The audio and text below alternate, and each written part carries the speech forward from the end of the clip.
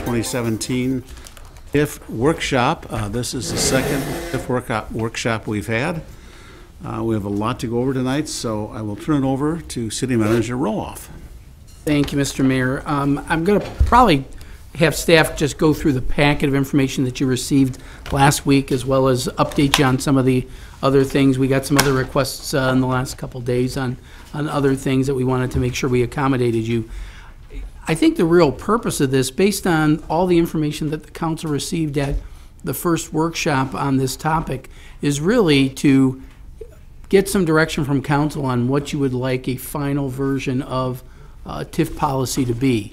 I think the consensus, what we've gathered, even though the council hasn't said it formally, is that you would like a more formal policy, because the only thing the council ever reviewed was the application itself, which had a little bit of TIF policy, but certainly not to the level of detail. In terms of a TIF policy, there's one of the survey documents that we did. Some communities have it, some don't. The ones that don't have it, the folks we've talked to informally, it's not that they're against a policy, but a lot of councils ultimately decide we don't want to be too hamstrung, so they don't necessarily do a policy. But certainly we want to make sure that we have a policy that balances some certainty, some understanding that's out there, with the need to have some context, have some limitations that are out there. So there's a lot of stuff to go through. You'll see the agenda. There's 6 general type of items, and we've got some sort of decision points to show you that things you can perhaps consider in terms of timelines, the role of different peoples, be it the financial advisor or staff. Timelines are a big part of that, and then of course the development agreement. And we've got a few ideas for that as well. So I think we've got a whole range of things that we can get some input on you from you, and based on that, then we'll be able to draft a policy that I think would be acceptable to the council. Mr. Davis, I'm not sure how you wanted to go through this information. I think it's a good point just to bring up what you should have in front of you and what you should have gotten tonight, because we were working on things up until 4 o'clock today to make sure we get you the latest and greatest information. So you should have received basically the packet from Diane that had a lot of pieces to it, that has the agenda, that has the TIF process and the Gantt chart that talks about the timeline that we work with. Staff has taken a crack at the 3 different types of TIF districts and creating some scoring that's more similar to our CIP scoring, which kind of shows the gradients of the types of scores you can get, 0 to 25 or 0 to 5, whatever that category might be. We included the study the city of La Crosse did regarding the other communities. We also contacted other communities based on council input to find out what their TIF policies are. That's on another page. And then last but not least, all the TIF districts that we have in the city, a nice map. That was in the packet you should have received on Friday. As of tonight, Ms. Larson in the Finance Department updated the 11x17 TIF snapshot that shows all the financial conditions of all the TIF districts. That's the latest and greatest of that we finished today. You should have received a development agreement comparison chart. That was something that we've been working on to kind of give you an idea how the different development agreements have evolved over time, starting with 2006 University Plaza up to Lamico. So we can talk about that. Another new piece is the definition of blight, or the blight definition request. That's something that we use from the state statute, so we've made a copy of the state statute definition of blight, and we can talk about that when it comes to the blight projects. And then last but not least, staff has continued to, I guess, work on the scoring sheets for the blight, the industrial, and the mixed-use TIF application type scores, and they've worked fine-tuned the point system a little better, so we can talk about that in greater detail. And When we get to those points, we'll probably have other people come up and sit up at the table as well, because they've been working on that for more than a month now. Is that the same as what we have in the PDF? Nope, it's slightly different. Okay. The numbers have changed slightly. It's just really just the numbers. Okay. So if I could get back to the agenda, now that everybody had all the pieces of the materials that we've been working on over the last month or so, wanted to go over the process. And that was the idea of creating a tax increment finance team. Typically in the past, community development has coordinated the aspects of a TID application. And we've worked with the Ellers and other city departments.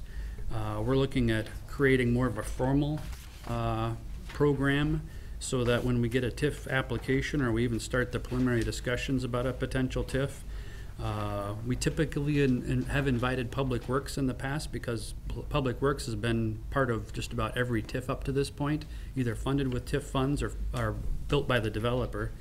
The attorney, the city attorney, has been involved with development agreements, but we can certainly give them an idea what the TIF plan is being formulated in the early part, because in the final analysis, the city attorney also has to give us a letter saying that the TIF plan meets state statute, which we've done in the past. And last but not least, the finance department. If there's an issue that goes to finance, either for borrowing or would have an impact on city budgets or something like that, we'd want to make sure that they were alerted as soon as we were aware that there might be some kind of impact coming down the line when it comes to city budget borrowing, operational costs, utility impact. And Yes. Alan, this is just in-house finance department? We do not go to Ellers at this point? Correct. We do not go to Ellers at this point. Yeah, there were some questions about the role of the finance department. And in the past, when we had upfront TIFs, the finance department was much more involved because it involved borrowing. So the impact on the city's budget and borrowing was significant, because we were doing general obligation borrowing on behalf of TIF districts. We have not done that since I've been here, but since 2010, when we did the Oshkosh Corp TIF, there was some upfront money there.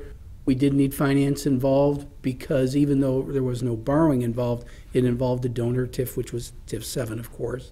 And similarly, when the hotel was done in 2012, 2013, similarly, there was an upfront portion of that TIF that obviously had financial implications. So when finance is involved, it's typically because budget and borrowing is a big part of that.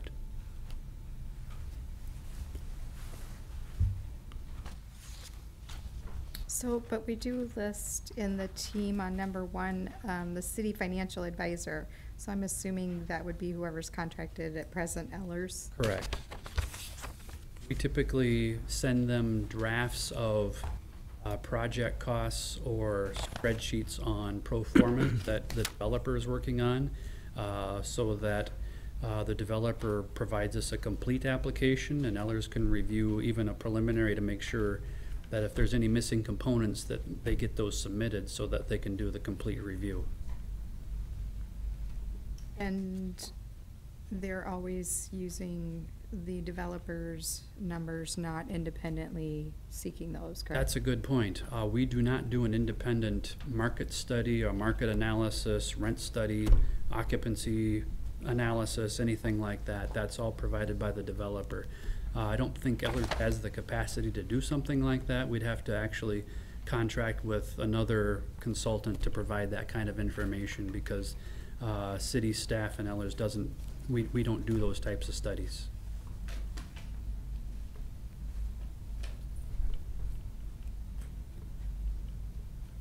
Alan, the time frame then? Okay, the time frame gives you an idea. Just as an arbitrary point, we picked April 1st for when we did an internal staff review. Typically, we do work with an applicant for a month or more before they actually provide an application, because they typically need some education on what the city application forms mean, how they need to be filled out, what information we're looking, what kind of backup information we're going to need. Once they submit that with their fee, then we start the whole process through the Joint Review Board, the Plan Commission, the City Council, back to the Joint Review Board. As you can see, starting something around April 1st to July 19th, just to pick step 18, Joint Review Board consideration. That's actually legally the that last step needs to be done for the TIF to be created. Because if the Joint Review Board denies it, then it doesn't matter, it's been denied. The Joint Review Board has final jurisdiction over whether the TID is created or not. And then there's some administrative things we have to do to make sure each TID takes effect in the proper year.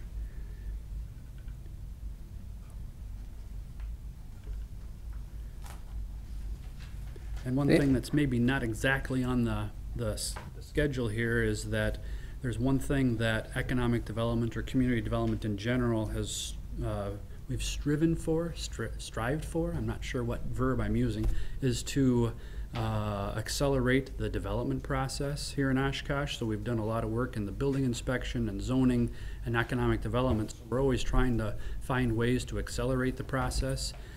This is about as short a timeline as you can put together to do a tax increment finance district plan. We usually say somewhere around 60 days to 90 days to get something done. It really depends on the schedule for Joint Review Board and Plan Commission and the City Council. So it's something that we strive to be as quick and as responsive as we can be when it comes to economic development projects. But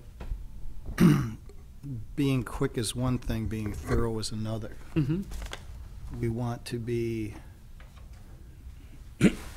development friendly, but we also need to understand that we need to protect the city's interests. Absolutely. Mm-hmm. And if there's one thing that I've heard loud and clear, and it's kind of on the agenda right here, but the timeline. When should the TIF application be distributed? The development agreement, how much time is desired, the impact on the current 90-day time frame. Just skipping down to one section there under D, development agreement review after TIF plan drafted but prior to council consideration. Drafting a tentative term sheet for closed session for the council to review to give staff the parameters of the direction that they'd like to see in the development agreement before it actually comes to council. We have not done that before. The closest we had was an amendment to one last week. So that's something that is certainly within the realm of the City Council. It meets closed session requirements and could certainly give council a better feeling of what the project is, and council would have the opportunity to give staff the direction, the parameters, the criteria they want to see in the development agreement. Does that have to be a closed session, or could that be like a confidential mailing where we get that information and then if it's required, we could move into a closed session? It's really your comfort zone, but once you send out something, technically it's a public record. So the purpose of a closed session is for you to discuss strategies, and that's really the exemption that the law provides us. So we can do a closed session to talk strategy. And if there was some, discuss, we've talked about the length and the interest rate and things like that. Those are legitimate negotiated items that the council could go to closed session for, and then you could give us direction, parameters in which we operate. But as we thought about this, we've always gone traditional, get the TIF approved. In the past, we used to bring the TIF and the development agreement at the exact same time. Since then, in the last couple TIFs, we've extended the agreement itself, but it still doesn't give council the ability to take a look at it and say, well, why don't you propose this or propose that? When we give it to you at that point, I think the frustration that we heard from council is, well, we'd like to discuss this term or that term, and now we're discussing it openly, and the developers there, and kind of, we're kind of showing our cards. And I heard that from council, and I think Alan did too. So it's like, well, what if we kind of reverse that and inserted a closed session? As we were talking about our closed session last week, we can get parameters. We have a pretty good idea where you want to go, and now we can work on it that way. So you can go either way. The answer to your question is we could do that as well, but we want to know what your comfort zone is, because that's, you want to be confident and comfortable when you're voting on this issue, and we understand that. Getting back to one question of earlier, related to the stress testing of the financials of the deal. If we were to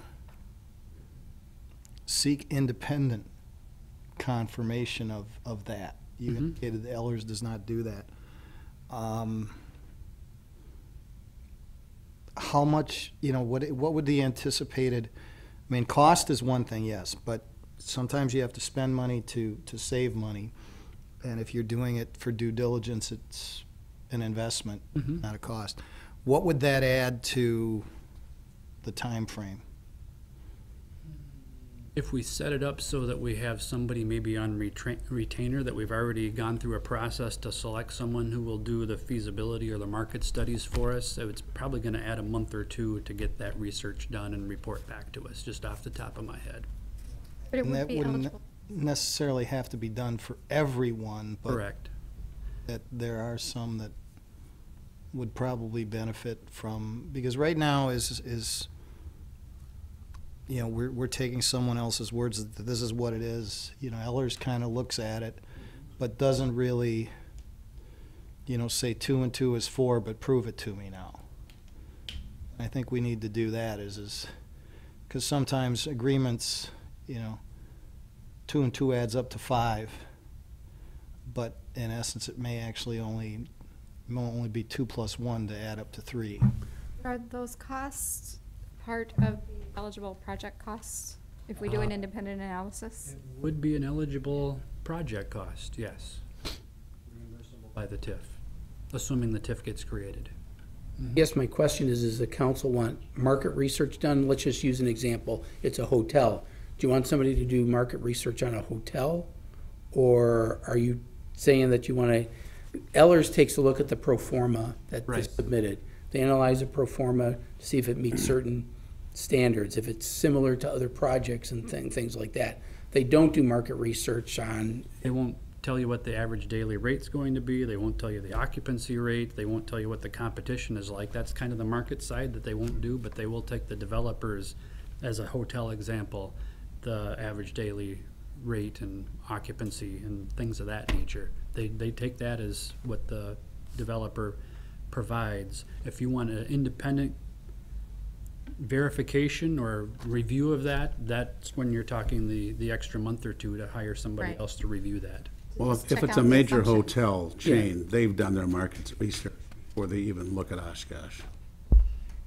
And that's the balancing act for the Yep. council. There's still a lot of bank financing involved in these TIFs that are over and above us, no different than private developments that are not TIF. Think of something out on Highway 41, the Comfort Suites or something.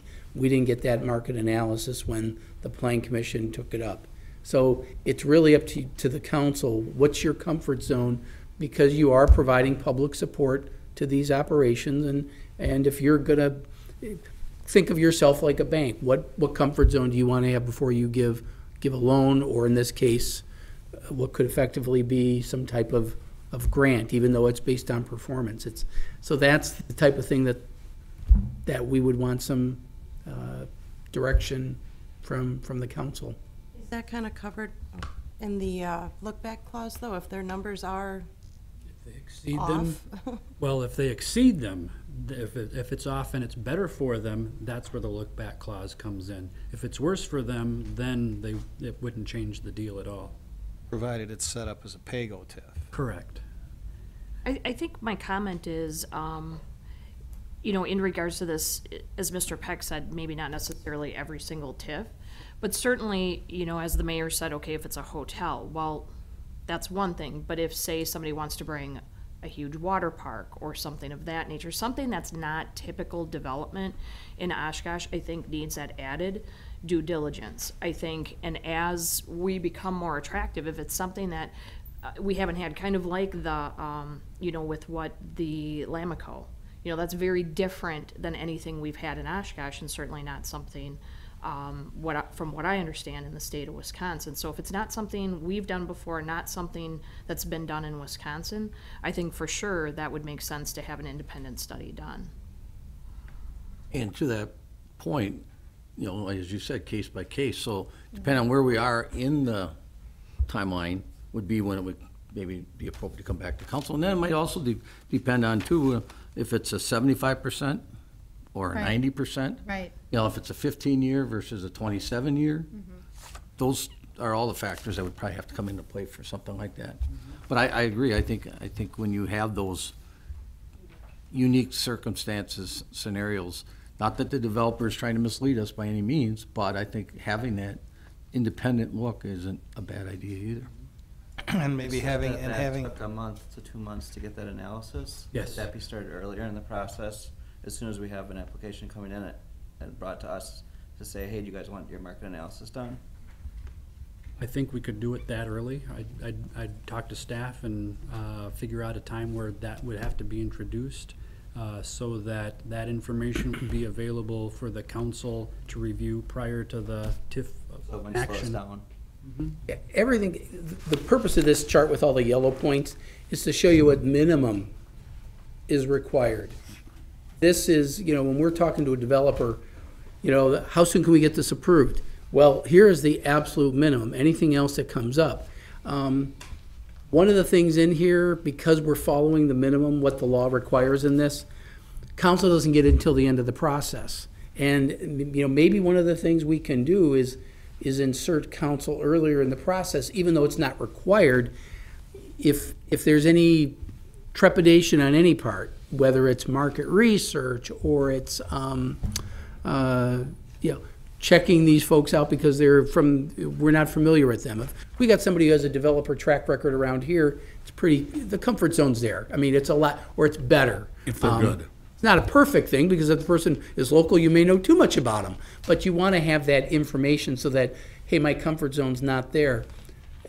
Again, if we wanted to insert something, we present it to the Joint Review Board, and then we go away for a month. We could present it to council, do a presentation right there in a council meeting and say, here's TIF number 122. And here's the information, a little presentation. If there's any questions, you can kick it back. It's not required by law, but it's not required, so you can. If the joint review board were televised, wouldn't that provide an opportunity for council to review that kind of information? But not ask questions. If you tell me that you're gonna watch it, and that's your comfort zone. If watching a televised meeting would be okay, we could do that. But if you wanna have the give and take and things like that, again, that's a comfort zone thing. But I guess my point is, you don't have to be bound by the minimum requirements. It's just that this is what we've been advertising to people. And if there are other concerns and questions, there's nothing wrong with us inserting those things. We just haven't done it in the past. Well, Let's insert them. Right, and I think you have a good point. When it goes to them, that's when I think council needs to come on board. I think we're Because saying the that's plenty- sooner the better. That's plenty far enough out. I mean, ultimately, if that joint review board doesn't agree with it at that point, they're gonna make some suggestions or changes, and then we're not part of the process either. And we don't get it till the very end. And I guess if we go back to the very first step here, this makes an assumption where number one is internal staff review, that all TIF applications are developer-led and not council, or, I'm sorry, city-led. So, you know, there's a kind of a fundamental potential shift in looking at some of our TIF projects being more broadly directed by us in what we'd like to see, and then that coming to us versus the developer just saying, hey, I have this idea, I'm gonna do, you know, I wanna do this. Well, I mean, not to say that that would exclude that option, but it just makes an assumption. Well, it kind of goes to our discussion of the Sawdust District. Council wanted to weigh in on what we might want to see in that district. That's the same thing. There should be some times when we take a lead because we have a gap that we think maybe could get filled in the community. Well, using the Sawdust District as an example, this is really a philosophical decision for the council to make. The Sawdust District isn't a TIF district. The Sawdust District is a plan. Right. The council has to ask themselves, what do they want their role to be? Develop those types of plans and then get proposals that are consistent with the plan? Or, we did kind of take the initiative on the South Shore, and then it languished. So there's two sides to the city did initiate that, and then Pioneer went down the tubes, and the TIF is Underwater. is so underwater that Never gonna get it will likely get disbanded at some point in the future. But we don't know, we're convinced of that yet, so we haven't Closed it yet. close it yet because we didn't want to, we don't want to miss an opportunity that might be there. We encouraged legislation to be changed that allowed us to deal with Distressed TIF. distressed TIFs, thanks. It just didn't ours doesn't qualify quite yet. And we've been down there to testify, please qualify us, but they haven't changed the rules yet to do that. I think if we're talking about how we'd like to see the Sawdust District developed, and we've taken out a pretty big hunk from the river down to South Park and Oregon over to the lake, and we say we think there should be a new hotel there. Is that we're saying that we're leading this, we're saying we think we need a hotel in that area. And then from there, what I do is an RFP to somebody who wants to build a hotel there, and we'll say we'll provide TIF financing. That's what we did with Marion, in fact. Well, I think that's what you're seeing some of the communities do, is that same thing, the Central City Initiative and the Downtown Initiative was pretty much that. The city wanted to see these things in that area.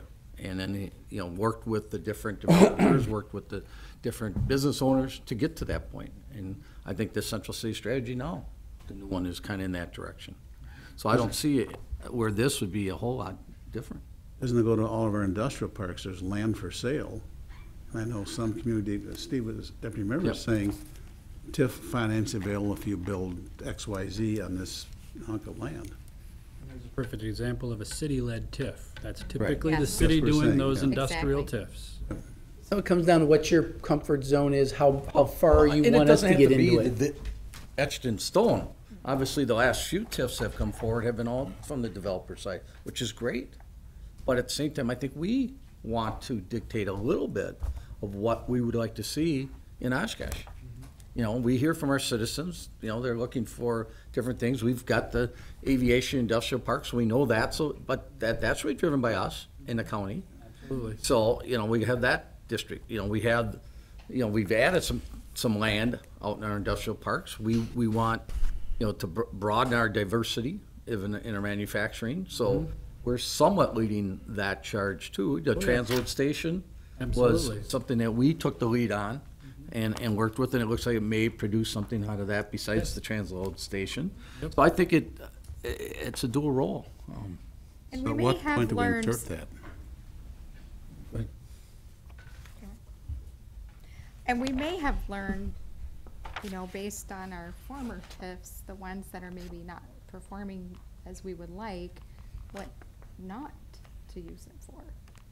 But our time period's different from 20 years ago, from 10 to now.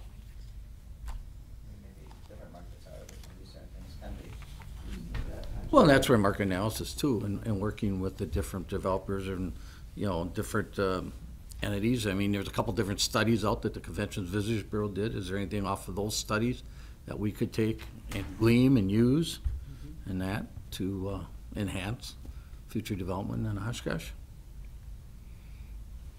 The point is, how do we fit that into this whole flow chart?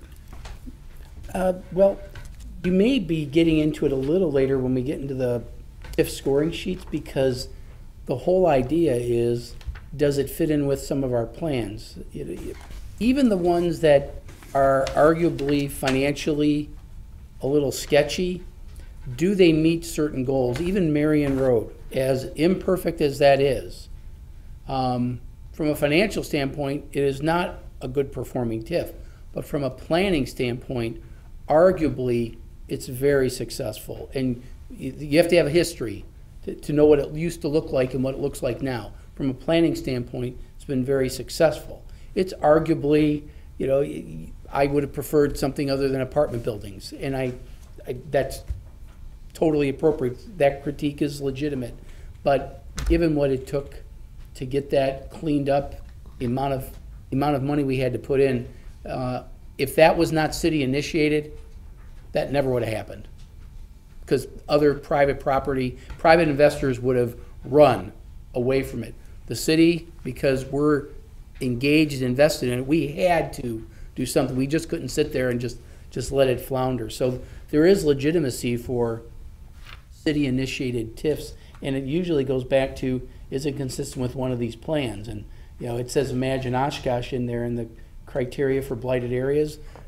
Fill in the blank with subsequent plans that get adopted, but they should be consistent with that. You just don't just throw a dart at it.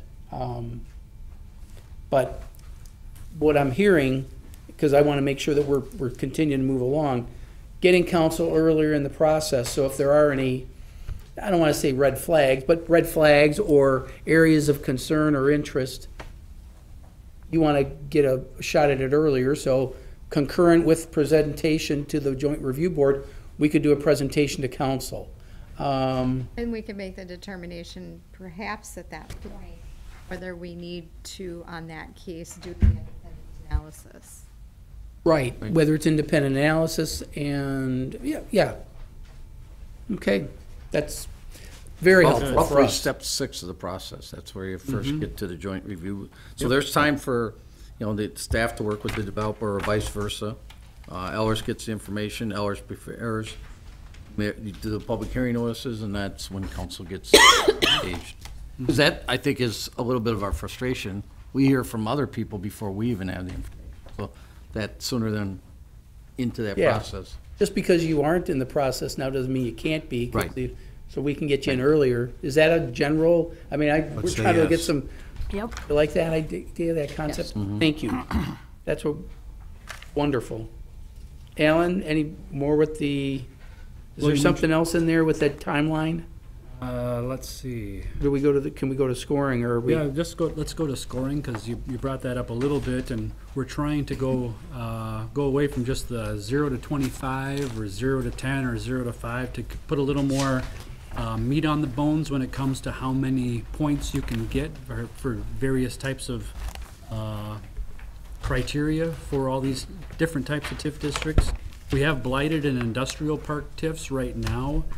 We don't have a mixed-use TIF currently, but it's an eligible TIF, so staff has worked on updating the blighted area, the industrial, and we created the mixed-use TIF. This did model on the criteria that we already had, but we also started tapping into kind of the range of points you could get based on how much money is required, how many jobs are created, things of that nature. So I understand you've only had this for a few days, but this is the type of thing that we're going down the path to give you a little more specificity as to how you justify more points in the different types of criteria. And along And the those- blighted one was one that specifically I think you were interested in. Yes. And one of the things I just want to get clarification, hopefully today on, is when we give a high number of points on the criteria designated for extraordinary development and redevelopment costs, and we include remodeling, rehab as extraordinary, help me understand how that's extraordinary in any redevelopment, because redevelopment itself speaks to developing existing or rehabbing, that's inherent in the redevelopment process in my mind. Okay. So help me understand how we're giving extra points and extraordinary designation for that. I guess I'll use the example of one of the more recent projects, just say the beach building. I mean, they were going after the historic tax credits. That automatically puts them in a higher level when it comes to what kind of work they have to do to save or salvage or incorporate the historic elements. So their remodeling costs actually are higher if they actually want to follow a remodeling process or rehabilitation that is kind of the higher standard of redevelopment. I mean, in theory, you could drywall everything and not get the historic tax credits, but you're not gonna get the same historic preservation effect. So I think that's what we're thinking when we say, there's some extraordinary costs to bring it up to the historic preservation standards. I think if you ask the Landmarks Commission what kind of standard they should be at, it's gonna be at a pretty high standard, and that's gonna actually cost you more money with materials and labor, and if you can even get the materials sometimes. So that's what I'm thinking when it justifies higher remodeling or rehabilitation costs. And I would add from personal experience too, and you can get a lot of estimates for all this work. Until you start knocking out a wall or doing this, you have no idea what's behind that wall. So more than likely, the meter starts running very quickly in some of these projects. You can get the best professionals to give you an estimate. Start the project, there are going to be surprises. I don't know how we put that in here, but I don't know if it's a contingency or just a red flag. Alan, You're gonna go over the estimate. But to your point, Alan, on number 4 though, just in the Blight, we're already giving them points for the historic preservation. So why would you give them more points It's double dipping there. in the criteria under 8? Well, remember, if you look at number 1, you're focusing on the left side. Yeah. The right side is really where the points are gotten for how much the points are, or how much the costs are greater than 20% of fair market value. So it's about the value being added. That's really about investment. The historic rehab is kind of bonus points for people who are willing to take that specific risk on. It could be anything in the top one. Primarily, Alan used the beach building as an example. In that case, it was the historic cost that took it up. Right. Most of our projects, it's about environmental. I mean, and that's our challenge in our downtown That's where the area. big numbers have been, actually. But I agree with Councilmember Herman that, we are already going to give them those points for the added, they're in the 20% or more of fair market value for example, historic preservation. But then down here, like you said, on number 4, this is just a landmarking of that on the National Register. I don't know that double assessment of points, especially when you look at the statutory definition of blighted. We're in discussion about blighted TIF projects, okay? In the definition by statute, an area, they talk about slum, structural defects, dilapidation, and then they say age or obsolescence. You can't have it both ways. We're gonna preserve historic preservation, and it's also obsolete. I mean, that's a little bit, Why is it obsolete? well, it may be under that statutory definition of blight. Not Most of that these they, historic properties are obsolete and we reuse them in a different fashion. right, yeah, so That's why we're adaptive saying, you know, reuse would be a little different, right? They're not used for the original purpose. I think number 1 and number 4, they're two different animals. But they're very heavily weighted and they're very similar and one might be inclusive of the other. The historic preservation could include the remodeling piece. And if they, just to take it to the extreme, if they meet all the National Register requirements, their costs will typically be higher than if they just in a straight remodel job. Even if it was obsolescent, they could still do it cheaper without having to go through the State Historic Preservation Office. Example is the waters. They did not apply for any historic tax credits at all or any TIF assistance, and the project went way over budget because of the unknowns. And they had C.R. Meyer was a contractor, and they're not exactly a brand-new company. It happens, and it happens frequently. In the scheme of things, we're trying to do a lot of 100 points, and we picked 100 points just because it's just easy. The council has the flexibility to dole these out however they so choose. We felt because of historic preservation that there needed to be something in there. If you feel it's too heavy or too light, the council can go either way with that. Number one is really about value. We talk about extraordinary development costs. It would typically be reflected in the market value. The historical, there may not be, if they're doing nothing historically accurate, use the waters as an example. There was no historic renovation. They might have costs. It really is what your comfort zone is, you know. The only way they're gonna get points is through the costs rather than historic. Right, they would get a 0 on that, but they'd get a lot of points. So it depends. It's whatever your comfort zone is, because no matter which way you go, I could argue the opposite point, just because you got so many different projects that come in, and it's really up to you what you like. I mean, the one that gets the most points is number 2, and that's about blight. Within a blighted area, since we're calling them blighted TIFs, we put a lot of weight on that because it just seemed to make sense that blight needed to get the most points there. But you can see we've got some other smaller. Employment isn't as big a deal, and that's why we gave points, very few points on the employment side. And I know we've had discussions about, well, some of the redevelopment TIFs, say a hotel, doesn't necessarily get you a lot of quality, high-paying jobs. That's not reflected here because that's not necessarily the purpose of a blighted TIF. But acknowledge that, you know, when you do a hotel, you typically aren't going to get a ton of high-paying jobs in the first place. So we try to balance that all out. And you'll see as you look at subsequent TIFs, different areas of emphasis come and go depending on what your preference is. But I mean, if you've got any preferences on putting fewer points or more points in one area or the other, Deb and Tom, you were both on long-range finance when you struggled with the CIP. I mean, you kind of have an idea of what this involves, and you could sit and argue this for days on end if you chose to. I guess I personally would like to see if they get the points for doing extraordinary and it relates to historic, then yeah, there's the extra points there.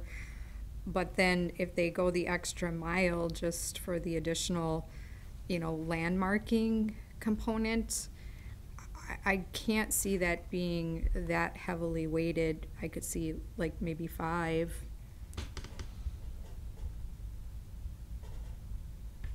And where would you give the points back to get to that 100-point scale? Well, they don't have to get to the 100-point scale. It has to be greater than 50 points, or else it comes to council.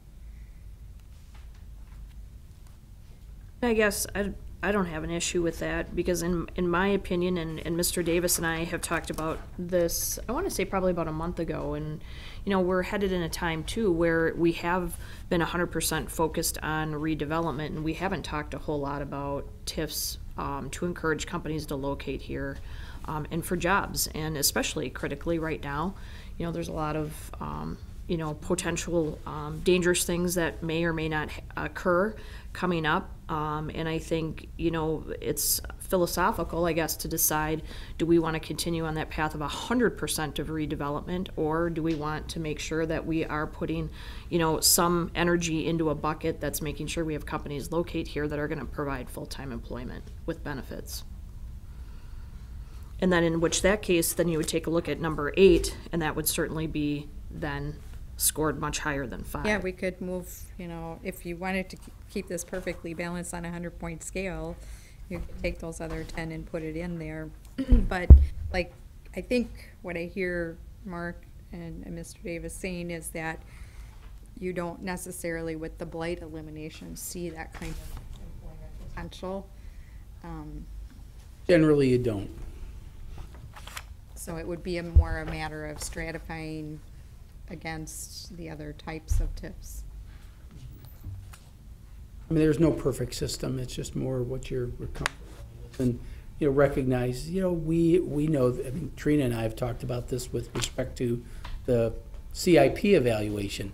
You know, every once in a while, we may need to come back again to long-range finance and council and say, given our experience, we may want to tweak this a little. But it's a good exercise to go through it, and we can certainly bring that back. This is not set in stone. It's really just a matter of when we go out and talk to applicants, we want them to, look, this is what council's going to be looking at in the end. Priorities. Yeah. Again, I think, you know, to not hold things so literally, but if you keep the spirit of the working blight definition in mind, you know, some of us have a different threshold or tolerance for what appears to be blight. Some might say, oh, it's vacant, it's blighted. But truly, I mean, if we're looking at, you know, public health impact blight definitions as the statute indicates, that's a different measurement tool than what we previously have designated as blight. Well, and I think it changes as development occurs. So if you look at Marion Road a few years back, that was blighted. Okay, so as of, you know, when Mr. Dumpke put up, you know, his developments, and then there was where Morton Pharmacy is, would you still classify that area as blighted? I personally wouldn't.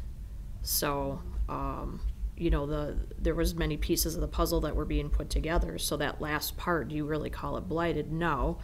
You call it a crappy piece of land that's contaminated, but I wouldn't consider that Marion Road as blighted anymore. Once there's a certain amount of development that's in there. That's just my personal opinion.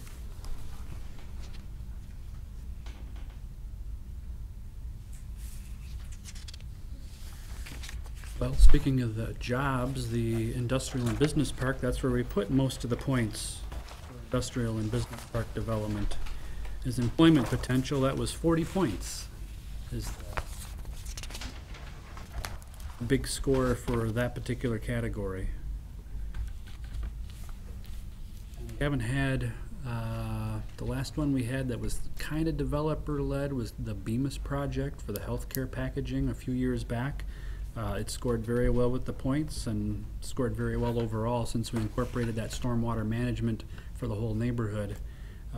Took care of some needs on the whole north side of the city. And I think that, you know, we've had a healthy perspective on looking at a combination of our blight redevelopment and industrial. So like it's been said, there is no perfect way of measuring it, but perhaps it is, you know, leaning a different direction because we have done so many that have addressed blight. Mm-hmm. You know, that's become less of a focus moving forward. I like to think we're having That an means we're effect being on the amount of successful, blight. Yes, right? there might be less Right. blight in the city at some point here. Well, I want to highlight the last one, which is the mixed use. The one thing that I wanted to throw up, and certainly welcome input from council, number 4 just focuses on number of jobs. It doesn't focus on anything regarding the pay of the jobs. If that's something that you want, I think it's, you know, help for us to know, because that comes up every once in a while. Well, they only pay this or they only pay that. We didn't focus on that in the blighted areas, but I know. Yeah. I'm We've got it in the industrial, but not in the blight. I see what you're saying. Yeah, because I'll give you an example in the blighted area. Let's say, you know, we're putting this nice new office development in a blighted area, and it didn't get 50 points. And the council would look at that and say, yeah, but we normally, under our blighted policy, assume this was the council's policy, what you see right here, but it's going to create all these great paying jobs and this and that. Yeah, we didn't anticipate that in the blighted area, but that, and it comes up with 45 points. So it has to come to council for a waiver. The likelihood of council granting a waiver is going to be increased because of the quality of the jobs, even though the quality of the jobs aren't reflected in there. So it may just level something so it has no historic credit, blight, if it's already, it might get blight points, but it may not get even the greater the extraordinary development costs. You could get a situation where you have lousy points, but it's a great project, and you're still going to want to do it. And we want you to have that flexibility So, I mean, that's an example. So I guess getting back to the industrial and business park, do you want to do anything on the quality of the pay? Well, it does say, at least in my copy, that 5 points for every 5 jobs created or retained at or above Oshkosh NEDA MSA median. So you, But- okay. But maybe we might look at a qualifier too, that it's beyond a temporary construction timeframe. Oh, yeah, they'd have to be permanent, Right. Permanent jobs. full-time equivalent. Okay, as long as you're, okay, that was the idea there. Okay, But maybe perhaps that language could also be placed in the blight one. Well, we could stratify that, saying the more, you get more points if your median Right. wage is above the There are, Bonus Oshkosh points. there are some jobs that are traditionally considered, oh, this is a factory job. Some of those jobs are pretty doggone high paying. Very high paid plumbers, electricians, and so forth that, I think the assumption is just, oh, it's just a factory is a very dangerous assumption. And I guess I just wanted to say on number 6 there, then on the industrial and business park, where we talk about the environmental impacts, higher standards and such. You know, we talk about use of green infrastructure. We don't specify in here, and maybe that's too hair splitting for this, you know, things like the amount of impervious, because we've addressed it in our zoning code, but it's not necessarily happening that way. And I guess my question would be, we've got a very low number of points weighted there, but if I'm not mistaken, we're, Ms. Lawrenson, we're under a, sorry to put you on the spot. Our TMDL requirements, and our runoff impacts, phosphorus, these kinds of things, I mean, would it make sense for us to add more points or more weight to those points if it also helps us achieve some things that are unfunded mandates? if they're minimum requirements already, I would say no. If they were exceeding minimum requirements, you might, then I would tend to agree with that. So it depends on what you're trying to shoot for. If they're meeting minimum TMDL requirements, you don't have to give them points for something they already have to do. Well, and I'm thinking citywide are requirements, and perhaps when you look at their use of green infrastructure, you know, maybe it's an additional weighting if they are, what is it, zero runoff, fully contained on site. Mm-hmm. I don't know if that makes sense to anyone. I'm not really articulating that very well. I'm sorry.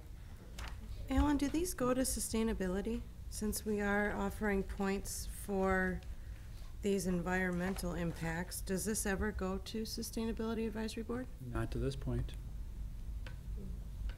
Because then maybe they could offer, you know, at that point, they could offer a heavier weight to some of those points as well, depending on, you know, if they take a closer look at those items.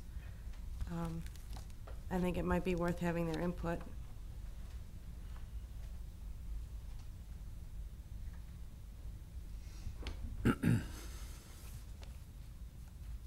And it looks like we are actually starting to see, if I remember reading in Plan Commission, it's some projects where we're incorporating more, you know, native plantings and things like that. So I don't know if they're getting credit for those or not, you know, at this. Yeah.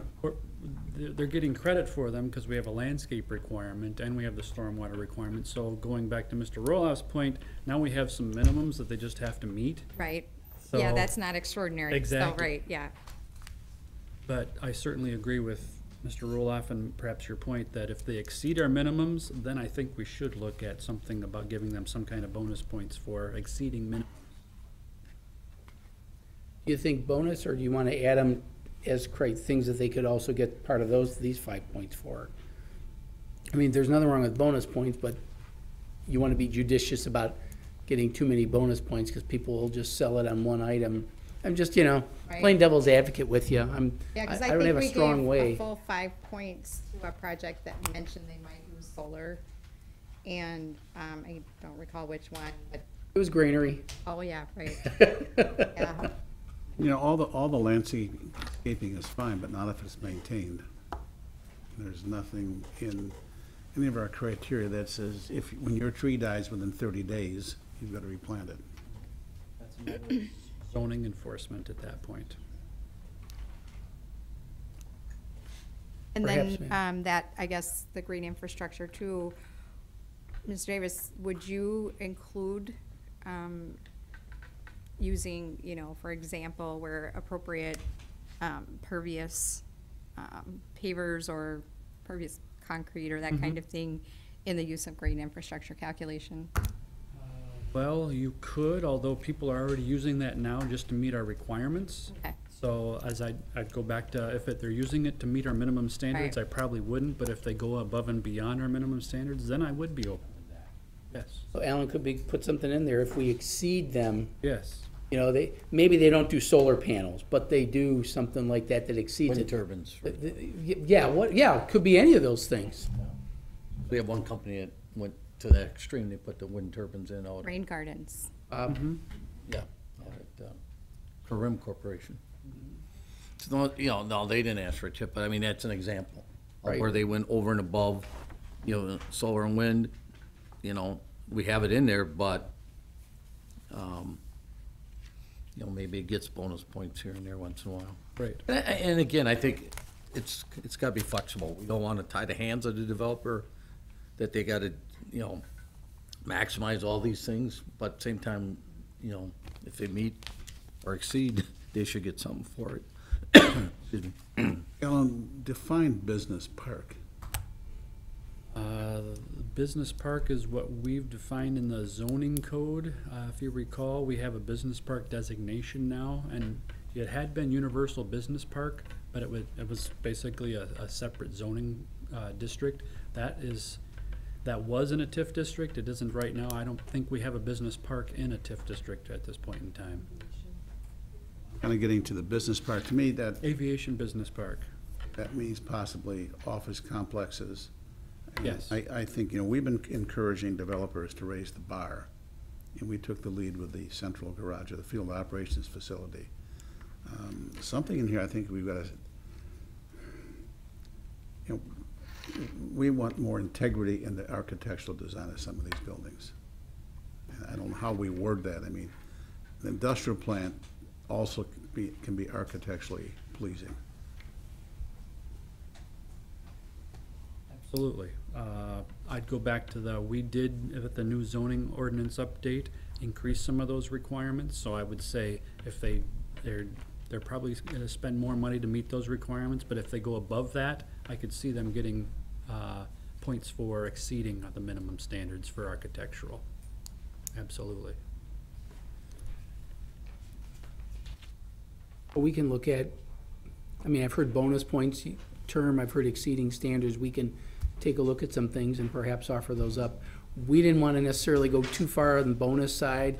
We wrestled with that with the CIPs and said, nah, you know, we just, It's too subjective. We use the term wow factor.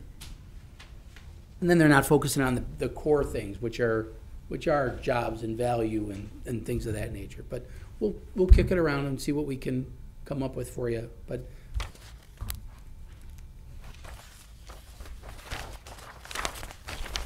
okay.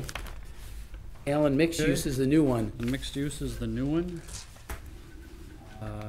This Real- one. Real quick, Alan, just so everybody understands what a mixed use is. It includes a combination residential, commercial, and/or industrial.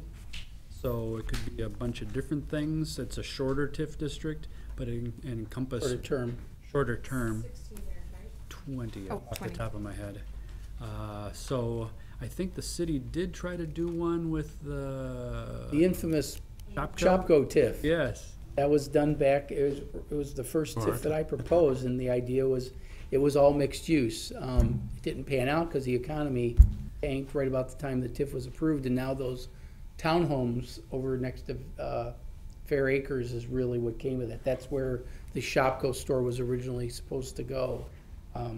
But I just, because that's new, we've only done one, and then we never really, we did, but we didn't do it. So I wanted you to make sure you know what you're getting into with a mixed-use TIF. It's not that it's bad, it's just that it's different. Right. And the there's certain criteria are things- different. It's kind of a different type of animal, which we thought, well, it's kind of cool, actually, if you'd get something like this. But it talks a lot about walkable districts, different types of housing densities and unit costs, rent levels, new customers, and then some of the other things regarding employment and implementing the plan. But it kind of almost creates a different type of environment, not just a strictly blight removal, rehabilitation, or industrial. It's almost, Making. yes, it is, very good. A comparison would be that new development as you go into Milwaukee, Menominee Falls on the west side. That's a huge, I mean, it's huge past Milwaukee. That's typical mixed use, isn't it? And that was not blight, that was, I think, just vacant land. Right. And actually, I've thought that that type of district might be good on some of our corridors that could use some work, because they are a mixture of residential and commercial, and in some cases industrial, that doesn't neatly fit the existing TIF district definitions. Poorly planned. Right. It just sort of happened. It might be a mixed-use type of project on some of those corridors, because that's what's there right now, and we still need to improve them. So this is the first time you've really had a chance to look at this, and we haven't applied it to anything and at this point in time, but this is what we're kind of thinking are some of the things that we could give points to when it comes to, and I'm glad you used the term placemaking, because I think that's what we're thinking when it comes to a mixed use.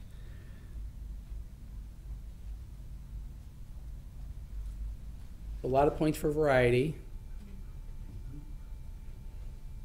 How do we, though, if we want to develop a particular area and we don't want it, we want it to be unique and, you know, and you have mixed use, but, you know, like there's a difference between having, say, you know, an upscale brewery versus, say, you know, like a California Nails or a nail salon or something of that. Because I know, like, when like in Bayfield, for example, you know, there's no Payday stores, there's no McDonald's, there's no Hardee's, and if you look at certain aspects, even like in Galena, Illinois, on the outskirts they have those types of things, but when you look at kind of their downtown and their more historical area, you don't, I mean, it's all very unique, not a franchise type thing. You know, is that something we want to consider with like mixed use? Is that if it's truly unique and it's not meant for more of that franchise commercial, you know, tenants coming in and out that are, you know, something that you would see just anywhere, you know, would that maybe perhaps give extra added points? Well, if the weighting is heavily towards variety, then you might end up like cutting down what, like, let's say, for example, you had, I don't know, take 9th Street at Knapp, where the restaurant, that building, let's say, you know, someone came in with a proposition of residential, office and retail or restaurant, you know, in a, I don't know, 3-story or something like that. I mean, if you then said, oh, but it can only be independent, no franchise, then we might not necessarily have that flexibility to get that. But I think what I hear you saying is potentially cutting down the transitory component, or are you thinking more aesthetic? It's just more, I guess, a question that I have, because when I've looked at some of the areas that are redeveloping, that are similar to Oshkosh, like if you were to look at Dubuque, if you were to look at Superior, Duluth, I mean, there's a number of communities that they've taken a certain section of town and they have just said, you know, we don't want it to be what they can get in every other town going along, Okay. say, Highway 41. You know, and especially if there's significant, say perhaps, you know, cost to the city and to the taxpayer for infrastructure going into that area. It's just it's more of a question, more of a thought, not anything I'm firm on, but just kind of a question, because that's what I've noticed in some of these other areas, and that's made it successful and a destination because it is unique and different to the communities around us. And maybe that's what the Sawdust District really is, would be a mixed use. If we're talking, you know, we got the anchor the arena, and let's say now someone wants to build a hotel, as the mayor has mentioned, and then someone builds a restaurant, then all of a sudden, some other entity comes in there that would need some assistance, that, I guess I would look at that area, or our central city plan would be a mixed use, because it's gonna, we've expanded it a little bit, but yet it incorporates our bid already and some of our other downtown areas, and Oregon Street, which is, to me, a mixed use. So I think that, it could be used for a lot of different things, and unique Don't we have things. that through our zoning code now? We've added the urban mixed use, and we've added some areas. Yeah, but this is the scoring is the- criteria for like a potential TIF in that district. But you're right, our We don't- codes now The zoning kinda code are is aligning ahead to of it. this. So I think, Suggest too, there are cities that if a franchise does come in, your facade will comply with that development. You will not have the yellow arches unless they're very Subtle. small, but I've seen cities where those stores are there, but you don't know they're there. They comply with the whole plan, so. I believe somewhere in the United States, there's a McDonald's that's built, that's actually in an old historical building, and from the outside, you can't even tell it's a McDonald's. I saw a CVS pharmacy in Charleston. You can't tell that it's a CVS. Like the McDonald's in Wisconsin Dells has like a wilderness theme. They want to do business in that community back. We can't bend on our standards. and I think the points that you have assessed, and especially with the different revenue producing and space in that, and you got another one for mixed housing, density and unit costs, I think are weighing well. So I think it's a good diversity of opportunities in that multi-use district and giving points for that. And I don't know that it's necessarily appropriate to add more points on that number 6 for housing, but at some point, I guess in my head, I haven't seen the most recent housing assessment, but at least ones prior, we constantly come up, short with a gap on some of our housing stock. So it almost looks like this might be the only one out of the 3 categories, even though beach building did do that. And in my head, I automatically gave it more points because I know we were short on housing. And the others, maybe I wasn't as thrilled with because they didn't have that component. It just seems like you wouldn't necessarily want to put that into your long-term policy, but you might, on a case-by-case basis, say, well, this is addressing, this gap.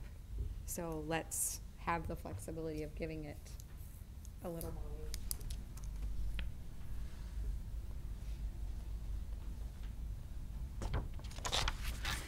No, I would, is maybe like in number 8, that someplace in there you could build in design standards.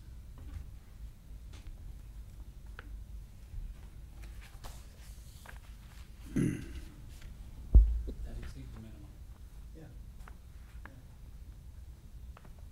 Because, it would be something, and then number 7 also is encourages an inflow of customers from outside the city. Now, that could address something where, while yes, it may be a franchise restaurant, but because of because of the building and how it meets or exceeds these design standards, maybe takes something and changes it around, it could, be something that people say, hey, let's go see that.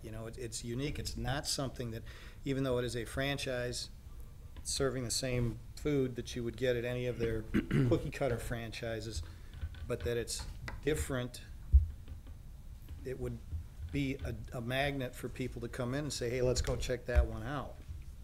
So, maybe using the design standards would be something there. Obviously, this one is just a lot more open-ended, so these are good comments. Yes. We'll figure out a way how we incorporate it, but you'll know it when you see it, right? Yeah. Okay. I think there was a Supreme Court opinion that used that. Well, yeah, I didn't want to language. bring that up, but yeah, I appreciate. Read the Brethren, huh? Well, if I could get us close to back on the agenda, I think we're at about 1D, the development agreement. After the scoring criteria, it's development agreement review after TIF plan drafted, but prior to council consideration. That's the idea of a 1 or 2 page term sheet that council can go into closed session to review prior to development agreement being drafted and presented, because that only goes to council. And I see a lot of nodding heads there. Yeah, We would just incorporate that into the timeline. Is Right. what we're gonna do.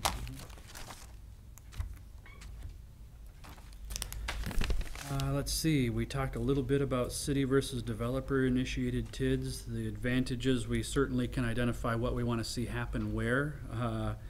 Unfortunately, we have a good examples of disadvantages in that if the economy doesn't cooperate, it can really hurt the TIF district, and it's tough to recover city initiated TIF. Was there anything else that we wanted to talk about regarding the city versus well, again, I think. developer initiated? Yeah, we kind of talked about it, you know, where if we have plans in certain areas of the city and we want to give financial incentives out as a TIF, I think that would then be an opportunity at least to say it's a city initiative. But we'd have to weigh the plan out. We'd have to score it off of our scoring sheet and see where it becomes. But if we have TIF dollars or TID dollars available, it should be out there.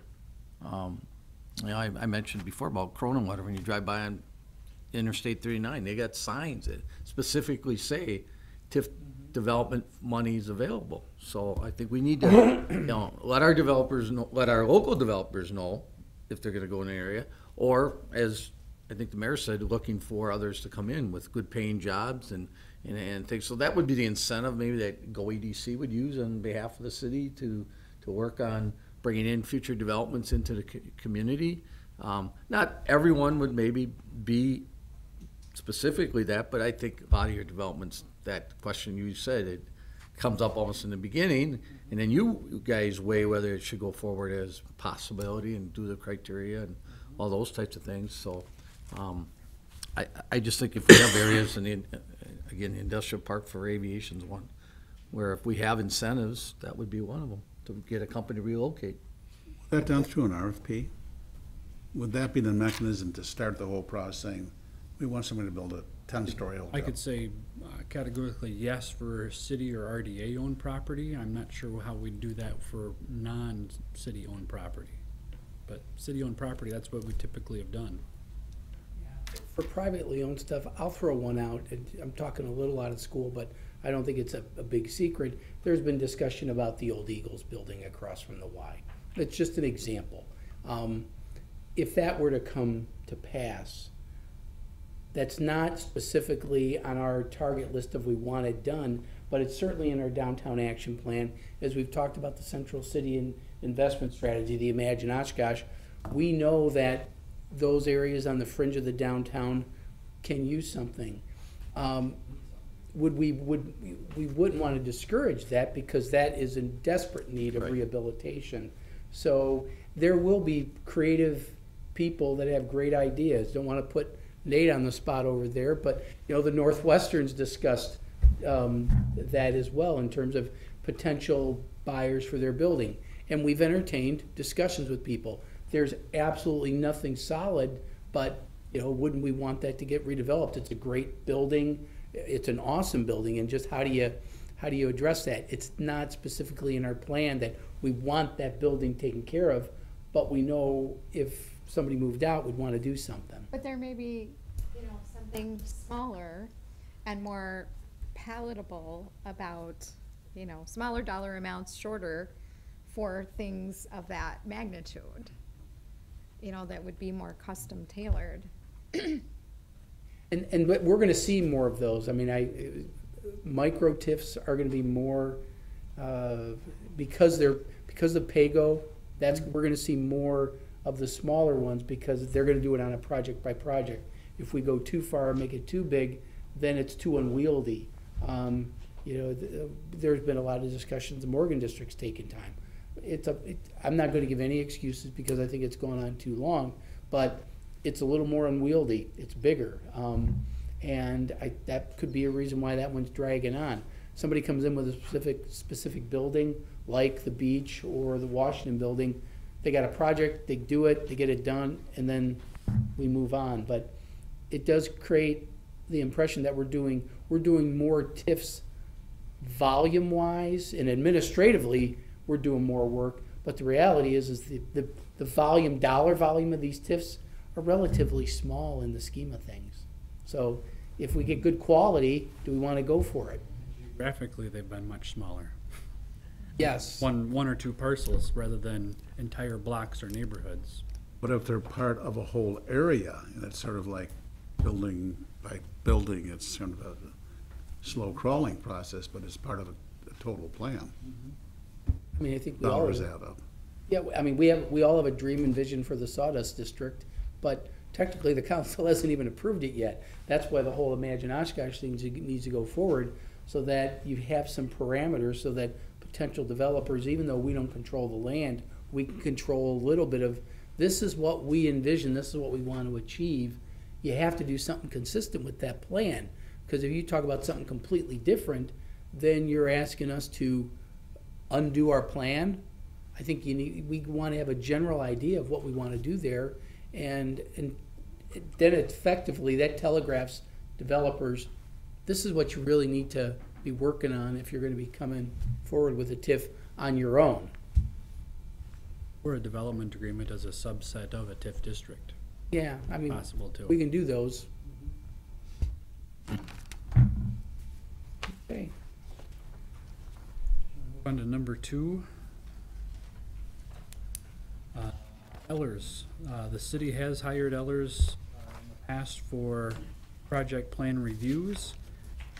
I know there were some concerns about how that process has worked in the past, and was curious to know what we needed to do in the future. I don't think you'd want to do it on a case-by-case basis.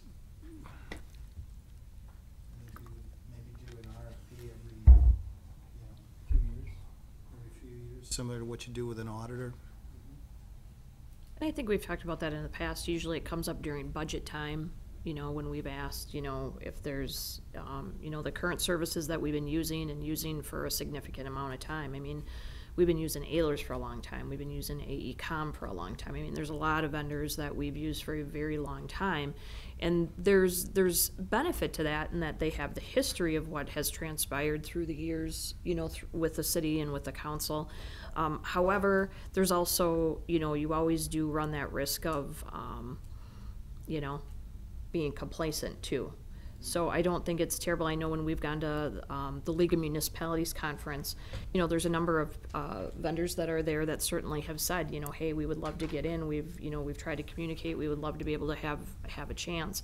And there's something to be said for new blood coming in that might just be something a little bit different. I think to Tom's point, not every project, but is that something we maybe want to look at every year or every couple years, 2 to 3 years. And then, I think some of that also too, I think part of that component is just some of the communication in which I think, as we're seeing more unique projects come to our area is I think, part of the solution for that in which Ehlers is not providing us right now, or maybe can't provide us right now, is that independent kind of consult. And that goes with the number 3 stuff, and maybe that's well taken, and that point I think is legit for all of the above. Our purchasing policy a few years ago was amended. It used to give me as city manager almost unlimited authority, and I was very uncomfortable with that. Now, the finance director is required annually to give a report that shows that we're, what payments we're making to different firms and everything. And I think is it over 300,000, Trina? Any in aggregate over 300,000, we're required to report to council. And to Councilman Allison point, I agree. The complaints, I'm not saying it's on the staff side, it could be on their side because they have so much to do, Ellers, other municipalities, other things. So I think that periodically bidding it out and putting together a criteria, if they end up being the best bid and the best project, well then they'll get it anyways.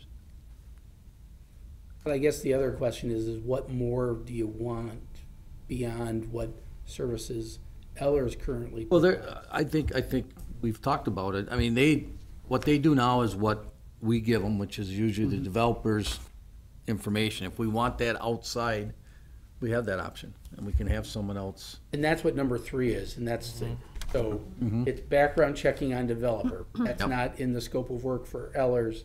Right. We haven't done it before. I mean, we did a little digging. There were questions about the company that did the Lamico project. But that's not typically in our repertoire of reviews that we do. Status is. And those market analyses are, Eller's and their review, very often does say there's a very minimal look at that. And again, it's on those assumed. So I don't even know if could you necessarily have one doing both services? One company doing both? I mean, even if they were able, which apparently they're not, but, I mean, more of a conflict of interest concern, or? well, I'm kind of wondering. We're getting because that third-party analysis versus, Yeah. if Ellers does both the, It's like a realtor representing both buyer and seller. yeah. It's- I mean, if Ellers is doing the financial look, pro forma, do we want them doing the market analysis at the same time? Do they even do that, Trina? No, No, so no, not even close. we'd have to look Not even for close. an independent firm that specializes in this type of. And I mean, Think even the it was background too check, much. I think the background check could be done in office a little bit. I would think, in most cases. Even the status of the previous projects could be done in-house. I mean, all you have to do is ask them to submit any other previous projects that they have done in Oshkosh. And and that's the one thing with the last couple TIFs we've had too, has been local developers that have worked in Oshkosh. We've seen their product, it's quality, it's good. That's different, but as we talked a little bit about the Annex 71, they're from Ohio. It's the first outside developer in quite some time that has come to Oshkosh, so. Well, they'd have, as developer would have, Yeah. they would have a list of projects that they've done previously, and I mean, it would be. Right, just they have submit that, It's, while we as the city wouldn't have the expertise to do a market analysis study, but, it's very easy to Contact other communities. contact other communities and get some feedback from Sure. there. Not to mention, there's that, wonderful thing called the interweb that, you can find out quite a bit with just a few keystrokes. But then again, too, and I think as far as these market analyses, that, you may find that depending on what type of a project it is, you may use this consultant for whether it be a hotel type thing, or this consultant for a residential Right. a residential development, or this consultant for somebody else, because each of them have their own, their differences and Specialties. have their expertise in there. And again, it's just simply doing our due diligence. No knock on Ellers. I'm not saying that they don't do what we ask them to do, but I think that what we need to do is, in some of these instances, we need to take it and maybe go a little bit further. And also, when we look at these organizations, so much as LLCs, I would like to know who makes up the LLCs when we do these background checks. To me, it's like, the shell game, and I'd also like to know the community involved in some of these groups. I mean, are they really involved in the community, or is it just build something and we're gone? Well, And financial, the financial, Ellers is doing now, correct? Are they doing financial background checks? No. No, they're not like doing a Dun and Bradstreet on any of these. I think that's, who does that, or isn't that being done now, the D&B? I think in general, if you take a look at other communities, essentially, that's where you're relying on the banks who are doing these loans, that they have done this background check. Reflected in the interest rate. It is reflected in the interest rate. Absolutely, it's reflected in the interest rate, whatever terms they get from the bank, because the bank's vetting them out. Now, the question is how much do you want to trust the bank? You can probably Google and find some disaster project where the bank didn't do its due diligence.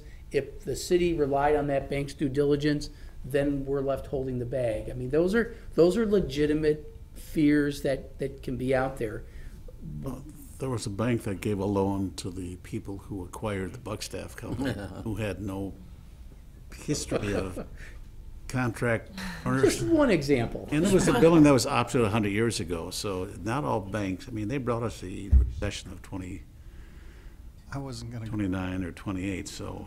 But earlier, what I heard, which I thought was a beneficial discussion, is if we get a project in front of you earlier, any concerns you have. I mean, Lamico, there was some stress over, we felt we did our job doing what we had always done, and the council felt that it wasn't enough. And I respect that. If we'd gotten ahead in front of you earlier, you could have said, hey, Mark or Alan or Kelly, we've got a question about fill in the blank, any of those things, and then we'll have time to take a look at those things. And then if we do, we're coming with a developer agreement in closed session where you can vet that out, it gives you more opportunities to take a look at those things. And that's what we heard. You needed more opportunity so that you can look the public in the eye and just have a good feeling yourself that, okay, I'm doing my due diligence as a council member. And am I reading that correctly? I want to make sure we're helping you. I think yes, that's part of it, but, and that brings up a question that I have, because I don't know if we currently have the ability to do it, but like in that instance, you know, where you look at, say, like the soft costs, which are over $700,000, which is $250,000, you know, how do we know, and especially in a project like that, because we haven't had anything like that, you know, how do we make sure that, say, they've got written into the TIF, which they're going to receive that money back, and it's $750,000, but what if at the end of the day, all they're spending is $500,000? I mean, technically, they could take that remaining and just pocket it, right? They have to show us their project costs to even When get it's their completed? first pay-go, yes. Okay. Their actual Because project that was costs. one of the questions I had, is Yeah. how do you know? Because I know, you know, I can say within a 2-year time frame, I know there was something that we had done, and I remember that, you know, in the agreement that it was going to be all high end, that was going to be in the building, and then as we toured it, I don't remember seeing all of that. You know, and so is there a way that we're able to monitor that, so that if that amount is included in, and then, you know, they're not putting in those quality materials? I mean, do we have some type of parameter that actually checks that? I'm not sure I can go to quality of materials. All I can do is make sure they spent the right dollar amount in the right categories according. and Wasn't that it's part of the not even developer audit. agreement, though? I mean, that talks about those types of things? It was in the scoring. We gave them Yes. higher points for high-end finishes, and then it was very specifically acrylic instead of tile, or granite, or whatever. I mean, how do we prevent like those types of things from happening?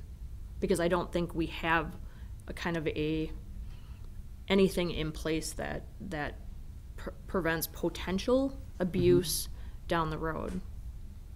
Almost have to get to the point where we have architectural plans and specs as part of the contract, because that's where something like that would show up.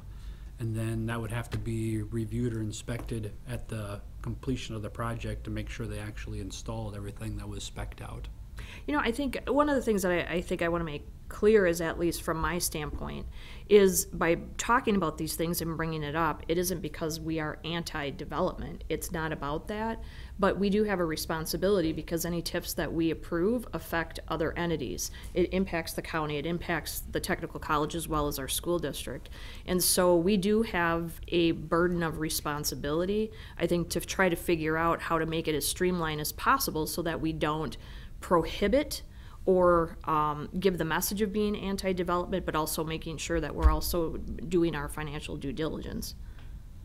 And I think we've gone from, you know, a stage of being like hungry for anything to, okay, we got our bellies a little full, now maybe we want, you know, the next level. So it may be an evolutionary or a progressive function. And off the top of my head, one thing the Plan Commission requests sometimes are actual samples of the materials before they approve things, so we could even go to that type of level where you actually have an architect or interior designer presenting the material that they're going to be using for the building, for the exterior at least. Then we have That to was make a sure struggle that's at what they first. use. Yes. So that was a struggle? Oh, It was yeah. a struggle, they didn't know why. It began with the field operation, I said that one swatches. Thought I meant curtains, but I said no. But It we does do- make a difference, because you we- can't tell from Xerox copies, the color varies, and when you're. But we do that now in our street projects, right? We have a project engineer basically on site. I mean, not that we have to have community development at a developmental site, but I just think it's that check and balance thing so that they're doing what they said they were gonna do. That's all it really comes down to. What I jotted down was, delivering on promises, quality of construction. The answer to your question, when it's our project, we have specifications that we Right. follow, so we can say, we had the spec out, you didn't do it. We don't necessarily get to the specs, all we get is what's in the application itself.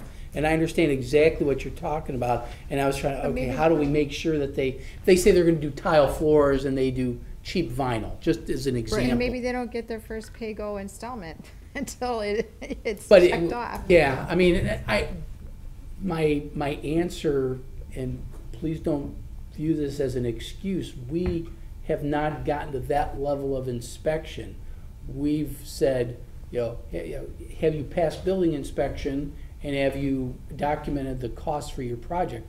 But I don't even think the development agreement, and I'm gonna put the city attorney on the spot, I don't think we've gone to that level of they tile versus, I mean, that's a tougher thing, and I'm not disagreeing with it. I'm just like, okay, that's, you're Admittedly, how do you do ramping it up, what you're asking for, and I want to make sure that we can do it, because sure, we'll do it for you, and then we don't have a mechanism to do it. That's the tough part. It If might we be on- can't do it, then we shouldn't be assigning points to it. Well, I want to make sure, yeah, and I think Councilmember Palmieri brought it up with the Greenery, concern because the application said one thing, the TIF plan said another, and there was some concerns about that.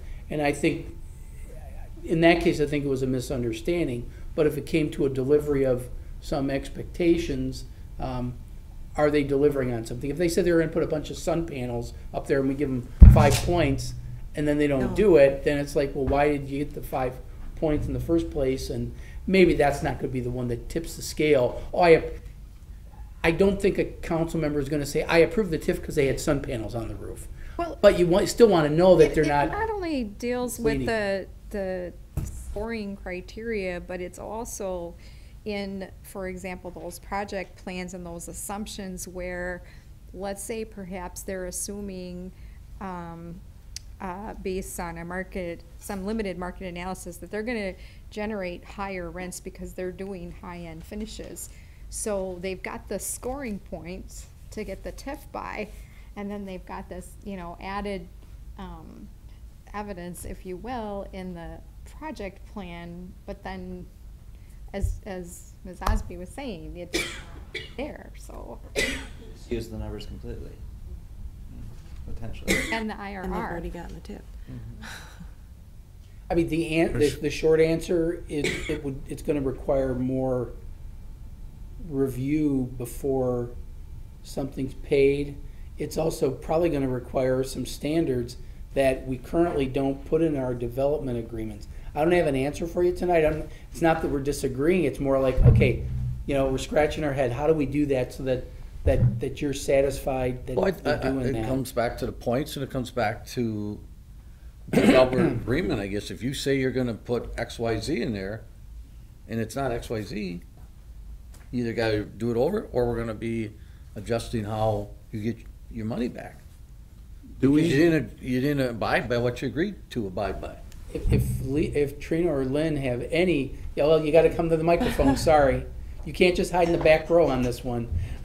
I got a mic right here. There we go, we got a mic right there Mic and for chair, you. because we gotta, people said they can't It hear is us. going to adjust the payback on the pay-go, because if they don't put in the high-end finishes, it is going to adjust that market value on it, and the TIF increment and the pay-go will be less. So So you're there saying will we're- be some adjustment to We're it. currently doing that.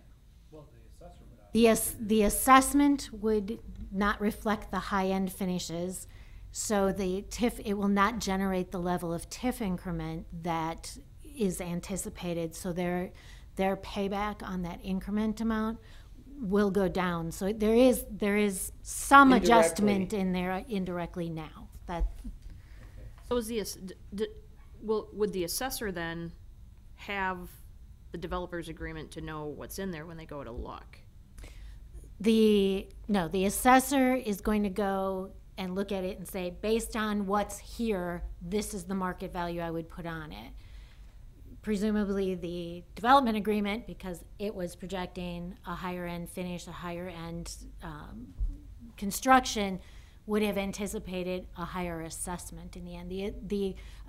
The assessor's gonna look at it independently, but they're gonna look at what actually got put in. That's what you'd hope for, but assessors, banks have ringer assessors. No, this would be the assessor, the city assessor for the tax purposes, for real estate tax purposes, yeah.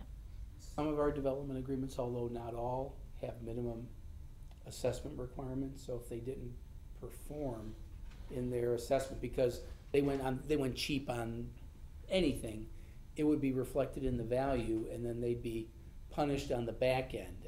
It's sort of a governor on that. It's not a guarantee, it's more of a governor.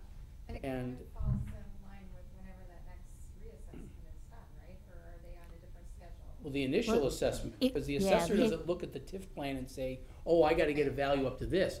They're supposed to independently say, what's this thing worth? Now, if they come back and say, Alan, it's $500,000 less than what, or it's this, because they're not necessarily, the assessor's not looking at the TIF plan, It's but usually either new construction or something that's rehabbed so extensively, they're looking at it anyway. so our first thing will be how'd they do? Because we're gonna be interested in it, because we wanna know how they're performing, if for no other reason, to plan for what the pay-go might be.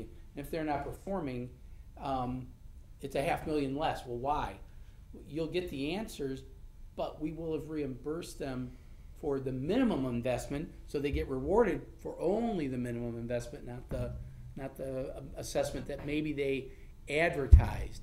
That's not exactly satisfying all of your needs, but it punishes them if they do it on the cheap, for lack of a better Well, term. because I think to Ms. Palmieri's point, if we're anticipating a higher level project, they're getting the points for it.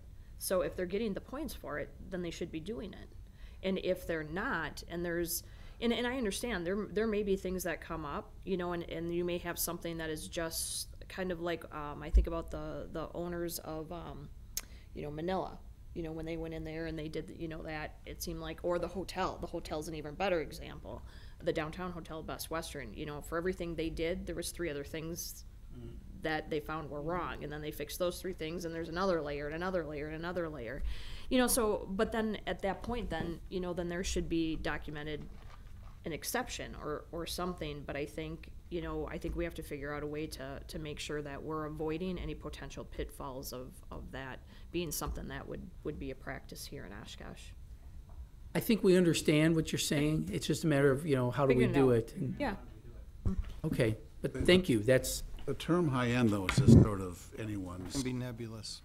Exactly. What's high-end to you may not be high-end to me, so who makes that judgment call? Well, and you talk about like design standards and things of that nature, and so, that might Are we be gonna part of that. specify toilets?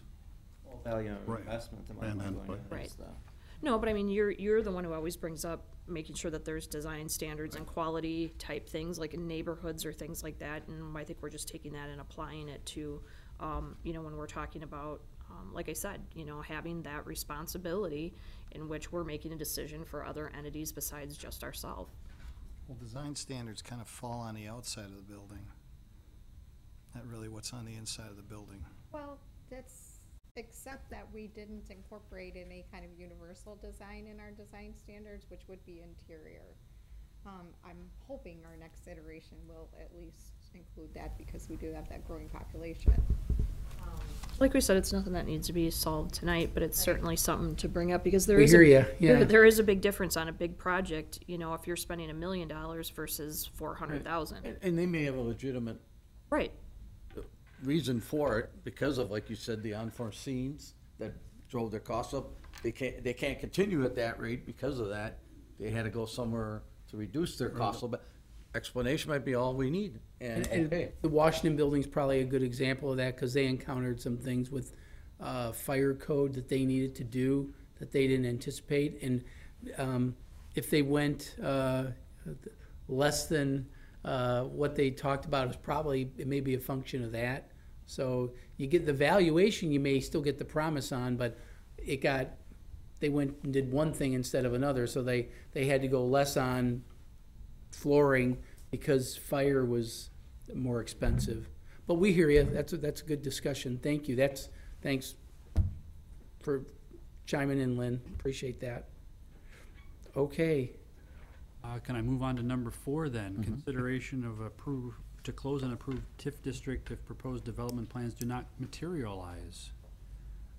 That's kind of in that good transition, huh? Yeah. Right now, we don't have a policy on that. And I think we should. We need one. You We know, need one. it reminds me of the bartender's or liquor license situation, you know. They come together to put a TIF together with what they think they can do in that TIF that will make it a viable TIF. But then no development happens for one reason or the other. They should come back within whatever the council agrees on. I say minimum 2 years. Give them 2 years, 3 years at the most. And then if nothing happens, they have to come back and explain to council and to city staff where they're at. Do they have something in the works? Do they not have something in the works? Well, not just to explain, but we have opportunity costs by nothing happening and that land just being camped on in the options. Because again, I'll just use the example, we got underperforming TIFs, so add in a TIF with no development, that goes against us, right? It would cost additional staff time to administer that without any net benefit to the city, absolutely. I mean, Okay, there's a so- cost to the city and there's no benefit, basically. Right, and I guess that's the biggest thing, because it's not like we got staff all over the place that can just, you know, we have limited staff. And what happens if another project comes forward and we can't go back because we don't have a policy that says your TIF has to go because we have another one ready to go. We can't do that right now. And we might have a shovel-ready project. We need to know, In the- we need to know why, how they're gonna fix the problem, and when they'll fix the problem. Well, you know, to use the liquor license one, you know, they say, oh, I'm marketing it. Well, they do a little more than that. You know, okay, fine, you know, it's one thing to have somebody come back and report, but on the flip side, we have to have, there has to be some type of a hammer there. I mean, it's one thing to say, okay, yeah, you're trying to work on, you know, I mean, I think one of them that we've heard on some of these is, well, we're still trying to figure out for the market to get where we want. We don't know what's gonna happen to this particular land yet. It's,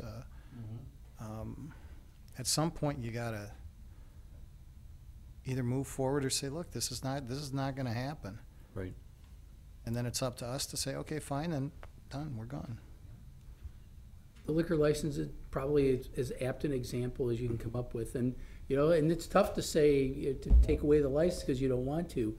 The council, in the absence of a developer agreement, because the developer agreement, once you've signed a developer agreement, you're in for something. I mean, they've agreed to do something, we've agreed to do something. But in the absence of a developer agreement, we could close a TIF. We don't need anybody's permission to close a TIF. And we don't. Council can There's no unilaterally. legal, they can't come after the city legally. Well, in the case of one TIF in particular, that was part of a development, or not a development agreement, it was an easement agreement. Now, if we have a separate agreement, and that's only one, that's the Morgan District, we have an agreement in order to get the Riverwalk done. We had an agreement with them that we would agree to do a TIF, and if we didn't perform on delivering a TIF, then we would pay them for that, for the easement that they gave us. That was the agreement. The fact that they haven't performed, I wouldn't recommend we close that TIF, even though you have the ability to do it. And the only reason I'm recommending you not close it is because I don't want to have to come up with $250,000 for, and as just one example. But on a TIF that there's no other strings attached to it, and they're not performing, council has every right to come in and just close it. Did we ever close the Shopko TIF, Alan? Do you remember? Or did we just let it go and just didn't do anything with it? It predates me a little bit. I believe that didn't even actually get submitted to the state. That was it, because otherwise that townhouse would be, yeah, that makes sense. Part of the TIF. Yeah, Part so of we it. never submitted it because it just never, they never pulled the trigger, so we never submitted it. But if we did submit it, we could still close them at any time. And I guess we'd have to go to the longest standing city employee. Does she ever remember us closing a TIF? I'm not the longest standing employee, but He's coming Boy, up. oh boy, you're going That would down add up. there. Well, You're come treading on now. there. Way too young for that. I didn't mean overall, I meant in the room tonight. It's been here longer than The hole's everybody getting else. deeper, Deputy Mayor. I know. Quit Shut up while- now and let her answer. we had some that we didn't go forward with, but I don't recall closing any because they haven't performed at this point. Is number So- 22? I noticed there is no number 22 on this list. Is that perhaps one that just didn't mature? 22 was the Shopko TIF. That- Okay, yeah. cool. All right, there you go. So then would that be the same process as a liquor license, that you would give them a notice and then they would have to come before council and, I mean, what's, And would we have to have a hearing and all that too? Because we created it in order to uncreate it. You're asking me. Off the top of my head, I don't know that there's a, it would be whatever the statute requires. I don't think there is a hearing I'm for not aware of any closing? I don't hearing think of that, anything for closing. yeah. It may not be a bad idea, though, just to get, But just you could certainly create Create whatever process, you know. give us you want direction it, after, so. if there's a year of inactivity, have a report. A status report at 6 months and no activity after a year, is that a fair? We do it with liquor licenses, so, and that's not in the law, we just, that was council's direction to us to do that. We could do the similar thing. I guess my thinking, just because I know it takes a lot of money in some cases to get these projects up and running, it takes a while to get contracts. I would think if no activity in 2 years, then I think a report back, and then even council can make a decision after 2 full years of inactivity, whether we could. 6 months to a year, I think could hamper the developer a little bit, you know, even though he thinks he's got a ready project. I mean, what happens if he's got a contract and then it ends up null and void? You know, there's that gap to fire everything back up and. But every year that passes, the blight is still there, if it was blight elimination. Well, maybe a year, And you a know, good year. I mean, but you- you. I guess I'd have to getting a rely on contractor. I on mean, Mark and Alan with their experience working with developers. Is a year sufficient enough? A question for Alan, in our TIF plans, do we have a timeline, a development timeline? We project a development timeline for the cash flow analysis, absolutely.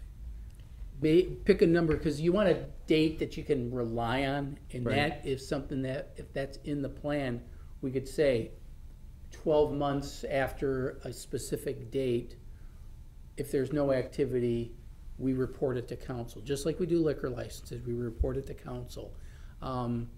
You know, after another year of inactivity, we bring it back and ask council if they want to consider, not that you have to, because you don't want to ever force yourself to do something, because somebody said circumstances can change, but 2 years of inactivity, we bring back and say, do you want us to begin revocation proceedings? I'm using the liquor license. It's like, yes or no. Now, they can come back and give you a good explanation, and you say, oh, that makes perfect sense, or you may already know it, but we just at least, if we're required to do that, then it just puts everybody on notice, hey, developer, if you don't perform within a year or two, depending on what date you pick, we're required to come back, just putting you on notice. So you gotta come and make your I case think to there should be council. something in there that otherwise, I think it just keeps kind of hanging out there and nothing really happens. And you know, The whole point of creating the TIF is to create value, and when you get behind schedule on creating value, it causes a problem for the TIF and the community in general. Because behind the value is what really right, and I'm not here trying to say that a developer doesn't have a valued plan when he was asking for the TIF, but at the same time, I think, you know, as you said, there is a cost. And if inactivity is a cost, we can't afford to continue that. We've gotta know why, you know, Yeah. how they plan to remedy it. I just would hate to see 1 year and they come up at the last minute and say, oh, well, you know, I know we're at the 1 year mark, but, you know. Well, then we have to decide. I guess it's the same thing as we've had, using the liquor license scenario, where they've begged us to hold off, well, we got a potential. Well, what's, you know, Yeah. we've said potential is a signed contract in 6 months. Or I think it's a something little, like that. I think it's a little bit different, because if you take a look at, you know, some of the quality developers that we've dealt with that are, you know, that are local, you know, they're typically very thoughtful about the project, and when you talk to them, you know, if they're engaging or want to engage the city within a TIF, it's not uncommon for them sometimes to have $250,000 to $400,000 already invested in potential architectural plans. Maybe they've had, you know, had to pay for services to, you know, inspect the property or things like that. So I mean, you know, I think if somebody's at that point and they've already spent that money, if it's a legit project, they're gonna wanna get going within that 12 months Right. because they've already got expenses out the door with no cash flow coming back in to recoup. So they're not interested in delaying, you know, out. If they're serious, they wanna get in and they wanna get started and they wanna start to see that IRR. So, Cash flow. cash flow. It's all about cash flow. I guess I like that thought of, you know, when we do that 1 year or whatever that ends Yeah. up being, it could be 18 months, like whatever that. it could be. Good analogy. I like 1 year too, it's, It's clean. Yeah, that's a good point. Okay, thank you, that's great. Anything else in 4, Alan? Because we tried to No. keep this at 2 hours, but Yep. I mean, we're doing well, but we got a few things to go through.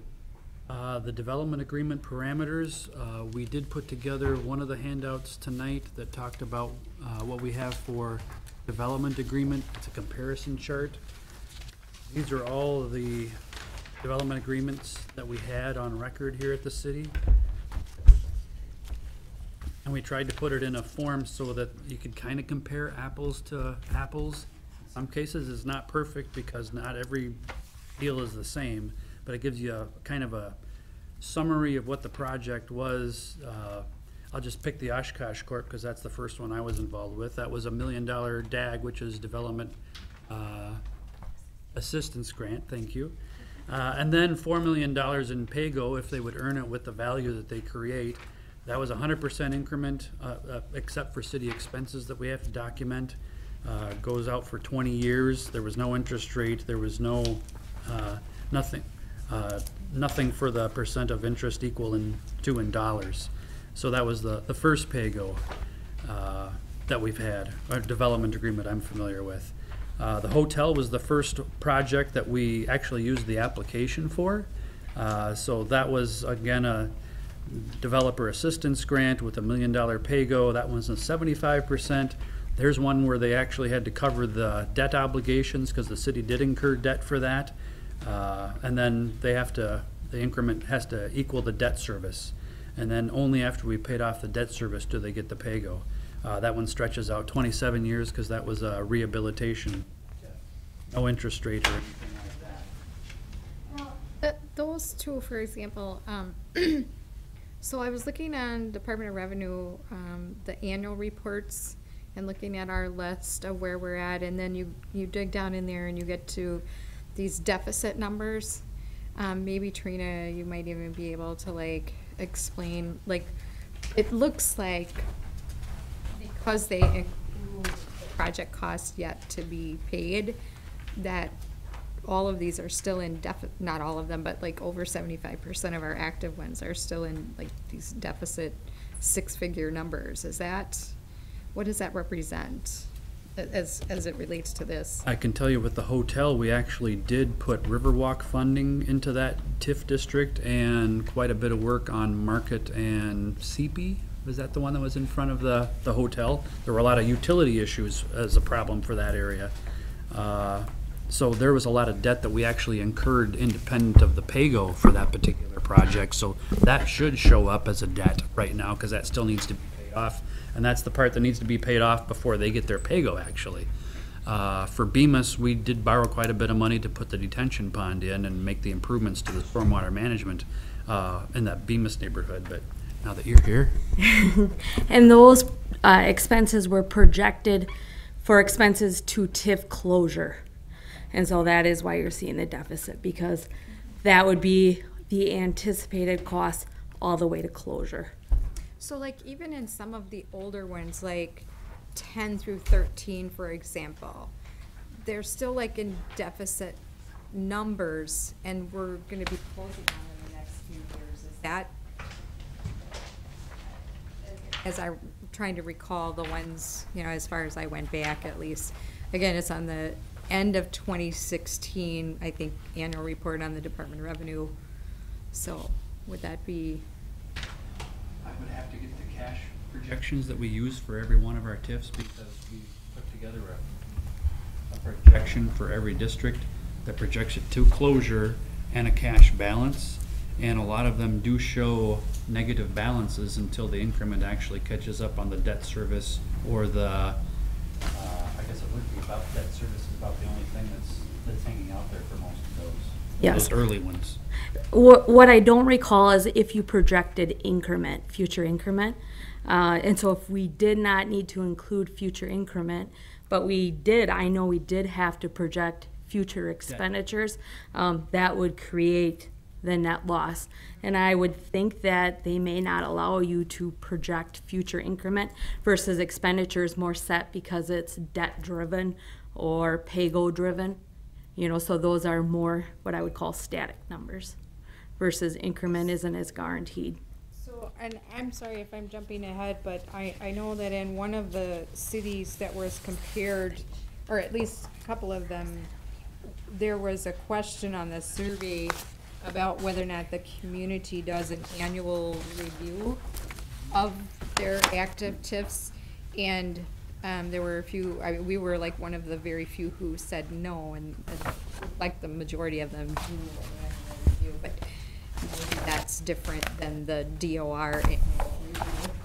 I don't know what the survey question was. The closest we come is, we include each TIF district is now in our budget. So every budget year, we review all the TIF districts. That's the closest we have to an annual review. We don't have a separate meeting set up because it's part of the community development budget. So you could almost argue that, yes, we have an annual review, because at least we look at them every year at budget time. But we don't set aside any special time and don't create a special report other than this as the special report. Okay.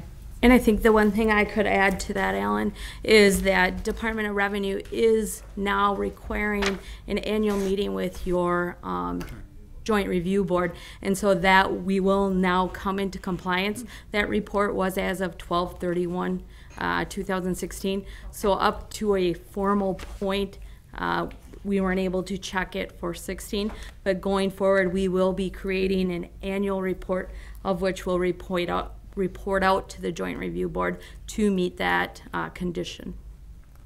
And I'm assuming that would be like with minutes, and council could access that.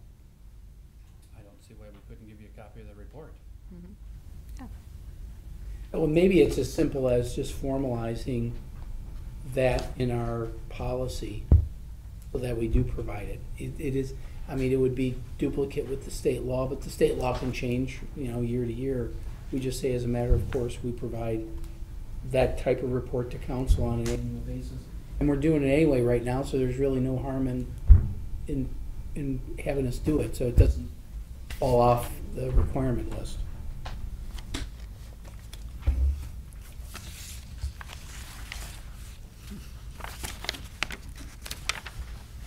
Okay. Well, if I was going to continue with the first page of the development agreement, the Bemis project, that one's a $2 million. There was no upfront money at all.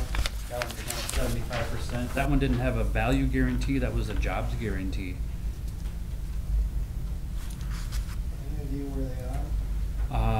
The preliminary numbers I got say they exceed those. but then they have to provide that evidence every year to get their pay-go payment, because they have to keep that up after 2017 as well.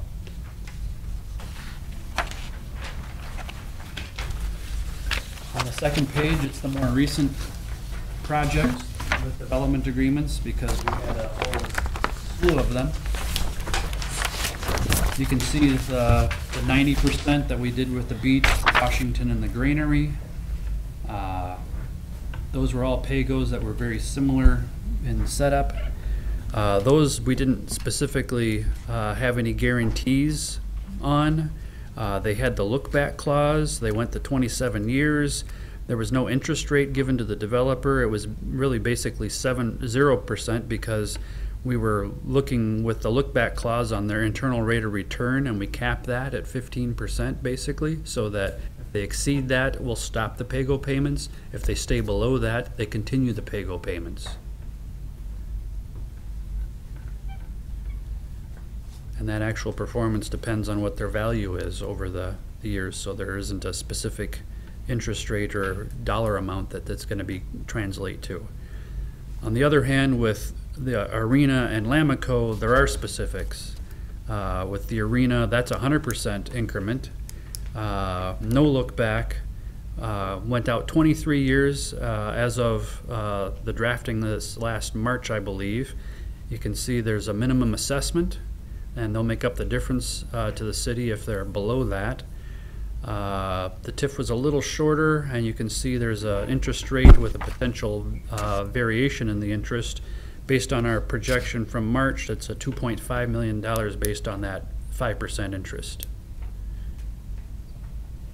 And I noticed too, and again, the city comparison, some of the cities tied the interest rate to, like, I don't know, 1% above what the city was able to borrow and Or prime or something like that. prime or Yes. something like that. Mm-hmm. I don't know if somebody can like flesh that out a little bit for us. I see those most commonly when the city actually has to borrow the money and then make that payment. I think it's completely up to the city as to how much we would or would not allow an interest for future pay-goes. It's kind of like a review of the creditworthiness of the business. I think we talked about that a little bit earlier tonight. It kind of depends on the project and the circumstances of the project and the financial capacity of the business. But that, I think, is completely up to the city as to what kind of interest rate they do or don't allow. But I think, like, one of the things this brings up, you know, a point that, you know, and obviously not to make a decision tonight, but I think is worthy of future conversation, is that, you know, if there's infrastructure in which really truly is the obligation of the city to provide, and it happens to be in a potential TIF district, you know, I know through long-range finance, and that was because things obviously were different a while ago, you know, we capped ourselves at borrowing for CIP projects at 11.4, and we needed to do that for a reason. I'm glad we did it, you know, but do we at some point need to circle back around to that and say, because it is a big difference. I mean, if you look at 5% compared to what we could have, you know, we could be borrowing now at, say, what, maybe around 2%. Well, not for these. In these, it'd be more about 4%. Because remember when we do a private borrowing, we can't borrow at our GO rate. We have to borrow at our, we have to go to the state trust fund loan. So it's what's the high threes, I believe, right now, isn't it? Trina, would you say? He's talking in the Arena, there's a substantial portion of that is costs related to work on the Arena property itself. Yeah, but I'm saying, And that would be taxable, so that wouldn't be the lower rate. right, but what I'm saying is if it's, what I'm saying is, as we're looking at this moving forward, because if I'm not mistaken, with not so much with the Arena, but with Lamico, wasn't that things that typically we would have put in ourselves, infrastructure at some point ourselves? Even if we Not had so put much it in, with Lamico. Lamico would have been like fixing the soil, cleaning the soil and things like that. Those costs would ultimately be private placement because eventually In it which gets comes turned from the over. state fund. Yeah, Correct. state Okay. fund. So that's in the high threes right now, Trina. Yeah, depending on in the high length. threes. Oh, high depending on your threes. term. Okay. I guess regardless, 5%, and especially if you take a look at the arena, which it could go to 8%, that's a significant amount. So even if it's 1 point, I mean, that's a significant amount of money. It's not a big deal if you're talking that the TIF is only, 5, 8, 10 years. But when you talk about nearly 3 decades, for every $30,000-$40,000 per year, that really starts to rack up. So I'm just saying, if that at some point we need to circle back around and say, you know what, and we look at more of that bigger picture, that higher viewpoint, that if we're going to do some city-led type development where we want to encourage TIF and we know that there's things in there, then, long-range finance may have to start to meet and maybe think about and say, you know what, we want to keep it at 11.4, but, if there are certain things and certain criteria happen in order to make it happen, and we need to put in, storm sewer, and we need to put in, whatever the case may be underground, that we have X amount that perhaps with council approval, we bump it up another 1.5. I mean, it's just all hypothetical, and I'm not suggesting we do that, but I also am taking a look at, 5% to 8%. I mean, my God, that's a lot of money when you're talking about one of our longer term TIFs, and that's what we've been doing. So, In terms of borrowing, would you? And there is some opportunity for that, as long as the public infrastructure is going to benefit more than just that TIF district. Right. It would be revenue debt eligible. And so what the caution of that is if you do issue the debt service, will you generate increment to pay the debt service? But it is an area of possibility and one that can be evaluated. But you just need to ensure you're going to have in how you're going to structure your developer's agreement, that money available for that debt service. Otherwise, if you have to restructure it, then you're also increasing the costs of the borrowing. right, and I'm just saying maybe that's a conversation that's worthy for 2018. There's an element of risk with that, in that with, say, the arena, it was the developer who's fronting the money, and the city didn't have to borrow the money, and is it worth the percentages to shift that risk for the value to the developer versus the city having that obligation to repay the debt? So there's kind of a premium you pay to shift the risk from the city to the developer on that as well. So keep that in, I just suggest keep that in. Might be a situation where we would definitely want one of those independent analyses in the feasibility or market component. Mm-hmm. Just if you are gonna look at taking on that heavier risk. Yes, you'd want to look at that a lot more thoroughly. I'd agree. Regardless of what happens to interest rates over the next 2 decades, it's still 8%. No, No. no, that, No, it is not. it's only Talking about the arena? the city's. Right. Right, it's the city's cost of It's not to exceed obligation. 8%. Right, Yeah. not to exceed. It can That's a cap. float, but it can't go above 8 or below 5. But if we go back to the 20-some years ago, and interest rates were 14-15%, that could happen again. It's still capped at 8. We're still capped at, that was my point. Yes. Oh, yeah, yeah, correct. As you can see, though, a lot of the questions or answers to that question, there aren't too many communities that are doing pay-goes yet, and we're just, starting them now. We're learning, and I think, there's a lot of learning for all of us, and some of the things we want to take a look at in terms of what are they borrowing at, things like that. Those are legitimate issues, and I think the value of going into closed session in terms of that is then you can ask some questions that might be somewhat embarrassing otherwise, and this will give you an opportunity to vet those out, and we can politely negotiate with the developer on those agreements.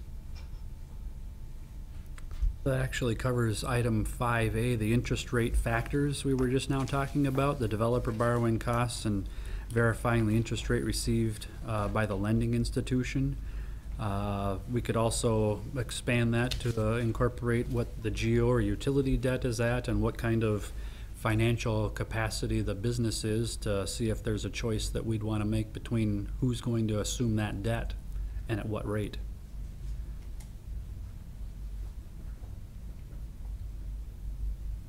And look back? Yes, criteria for a look-back clause. If you notice the comparison chart when we created this, the first couple of TIFs, we didn't have a look-back clause for the hotel or Bemis. The beach we did, the Washington did, the Greenery we did, but the other two we didn't. And there were different, each project's a little different, but maybe we need to create something that says there's a look-back clause if there's more than 10 years, or more than 20 and they need more than one. There's 3 different alternatives: 10 years or less. Do you need a look-back clause? 10 years or more. Let's say it's 15 years. Do you do one at year 7 or year 8, about halfway through? And then if you go beyond the 20, do you need one at 7 or 8 and another one at 15 or 16, something like that? That clause, period. Yeah, you just put it in there. That way there's no give, in a sense, I guess, or, well, we think we don't need one here, but we need one over here. If it's mandatory, it's mandatory, period. It's good policy. But at what's, I guess, the. At what stage- increment do you right, want it? At what increment and Yeah. how many times do you want, and is that something that we would talk about in that closed session when we're talking about terms, or do you want to set a standard for that? At a minimum, you would want to look at, for 10 years or less, halfway through. Why not just do half of the life of the TIF? Well, because on our 27-year ones, we're doing them at 10 years, right? Right. What we threw out there was, for more than 20, do you do more than one look back? Do you divide it by 3, for example? 10 years or more, just do it at half. But the 10 years or less, that was the issue with Lamico. And I apologize if there was any misunderstanding. How we represented it consistently to everyone was that, look-back clauses were not required. Our application made it sound like we were requiring it. We were making sure that we disclosed to everybody, you might have a look-back provision, but we weren't requiring it. So I think there's value to. At 10 years. Pardon? They're not 10 years. They were like 13. 13, I think. Right. Lamico was like 13. So, in this case, it would just be pretty well laid out, about 7.5, round it to the nearest year, but at 7 years, we're doing a look back. 10 years or less, I'm just suggesting that there may not be value to doing it in 10 years or less. If you disagree with me, I will go home still a very happy person tonight. Well, I think that's I would think- to I Tom's would- point. I I would- think mandatory, and to Caroline's, halfway through, and if it's over 20 years, it gets a second. Okay, so that's different. What we have in here is 10 years or less, no look back. What you're saying is No, you- less than Well, 20. that's the question. I'm just, Okay, less than 20, look back at halfway. Right. right. Is that, And 20 and over 7. and then 20 and over, more than one look? I mean, what we're thinking is a third of the way through, 2/3 of the way through. Yep. Is that, But everyone gets a look back. Like, paying your contractor for your building a house, a third. Mark, back to your point then on this, the wording in the agreement, have you guys looked at changing that? At the previous council meeting where this came up, you did say that there was some issues with the wording that we could tighten up. Has that been? we said will be subject to, our practice and in our intent all along had been, you may be subject to. This would change it to say, anything less than 20, you're getting halfway through whatever the estimated life. If it's estimated to be 19 years, it'll be at 9 or 10. We'll put that in there. More than 20 years, if it's 24 years, it'll be at 8 and 16. And it'll just be out there and everybody will understand it, and that'll be helpful for us because then that's how we can represent it. It'll make it easier for us to represent it, and that'll make it easier for Lynn, and I mean, when she asks Mike Lokensgaard to start drafting these things, and she'll look for it when she's reviewing Mike's work. Did they meet the criteria? So We use that look-back clause as a way to ensure that developer quality That's what I was just is thinking. what I. Now, the Wait. quality thing's gonna get done on the front end. That'd be Oh, done right. within Yeah. the Well, I first Building year. it. This look back is really for a different purpose. You would have to do, what do you call it, a look back walk clause, or through. it would be something looking at something completely different. I mean, you could put a clause in for a quality look back, but it would not, this clause as we've currently using it is a different thing. This is more of, it's kind of protecting you from a sandbag job. Where somebody basically comes in and says, oh, I really need this TIF to make it work. But then at the end of the day, it kind of addresses having, you know, this background check and this further vetting of things. If it's there, it's kind of like gonna say, hey, look, you're gonna give us numbers we're gonna trust, but we're also gonna verify it at some point too. That if you know, underestimated what your IRR actually was. But then again too, if you know, if a development takes off too, then it's, you know, it's our way of protecting ourselves too, of getting a piece of the action, so. Well, we figured based on the discussion that we were gonna get to some conclusions pretty quickly, and we appreciate that. That really helps us, because now when city attorney starts giving direction to drafting, that'll be very clear. And then when we get into closed session with you, say, look, here's what we got so far. You know, you might just say, well, even though our policy says that we want to do something a little different, we'll know then. You'll tell us then we can just politely go back and say, look, we want to do this a little differently for whatever reasons, other things that come up. So thank you very much for that direction. We're on to number 6, Alan. Yeah, right now, we still use the 75% as the baseline. We've gone up to 90% and exceeded the 90% in some circumstances, as you can see in the development agreements. But we still want to keep the availability for going up to close to 100% in case the project justifies that type of thing.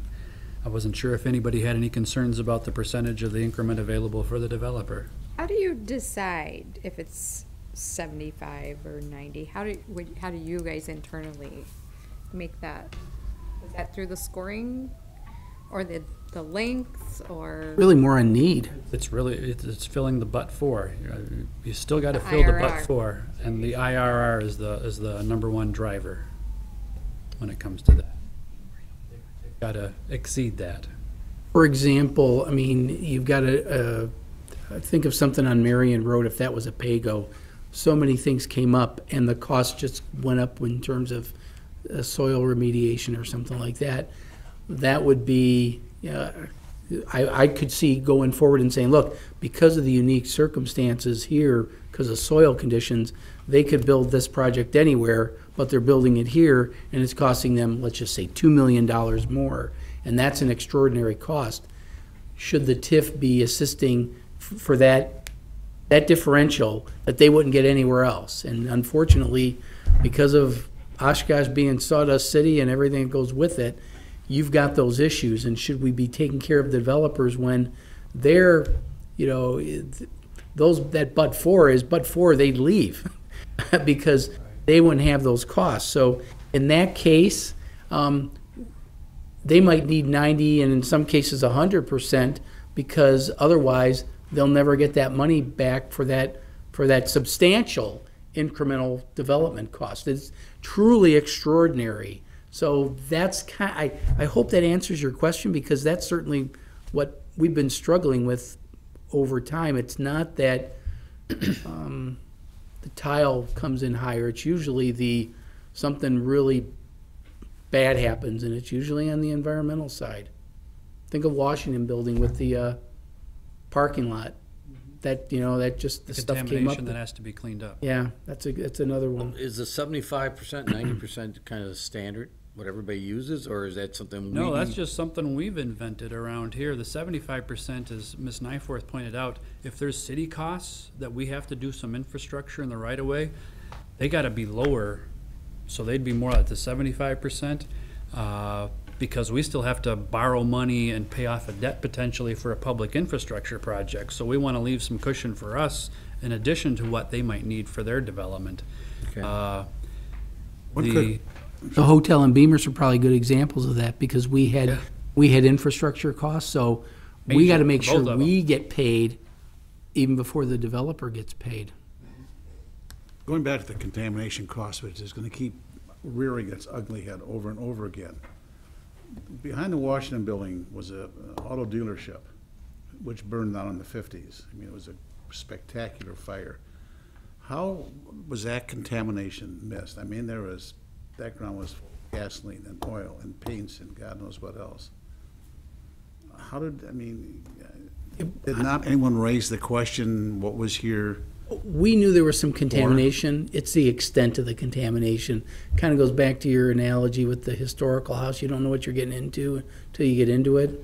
And originally, we were working on the deal originally with an assumption of a certain amount of contamination. But then as we started, and we actually had to do some testing to sell it, and then they found the plume is larger than just the container or the actual tanks that were supposedly removed. It's not to belabor the point, but most of the development in the older areas, we're gonna find something similar. We've already got told by AECom that the two pieces we own in South Main is like $2 million. How do we build that in to future development the Sawdust District? It's probably gonna be less as you go towards Oregon. We don't know that. How do we build that in to the whole scheme of things? We're saying that area, here's our vision for redevelopment, and we know underground is this stuff. How do we get other than just, putting a contingency of a huge percentage to cover ourselves, how do we get a handle on that now? what you're asking for is how can you get insurance? And you get insurance by getting more certainty. You get more certainty by spending a lot more on environmental work in advance. Now, are we gonna front that money? Because then that's money that we front. I mean, that's the balancing act that we have. It's, I think we can't be pressured into anything moving quickly where we're relying upon our public works to give, an accurate, I'm not trying to cut on public works, but given the circumstances that we experienced recently, we just cannot be pressured into quick deals that look really good. Because we know what we don't know, or we know that we don't know.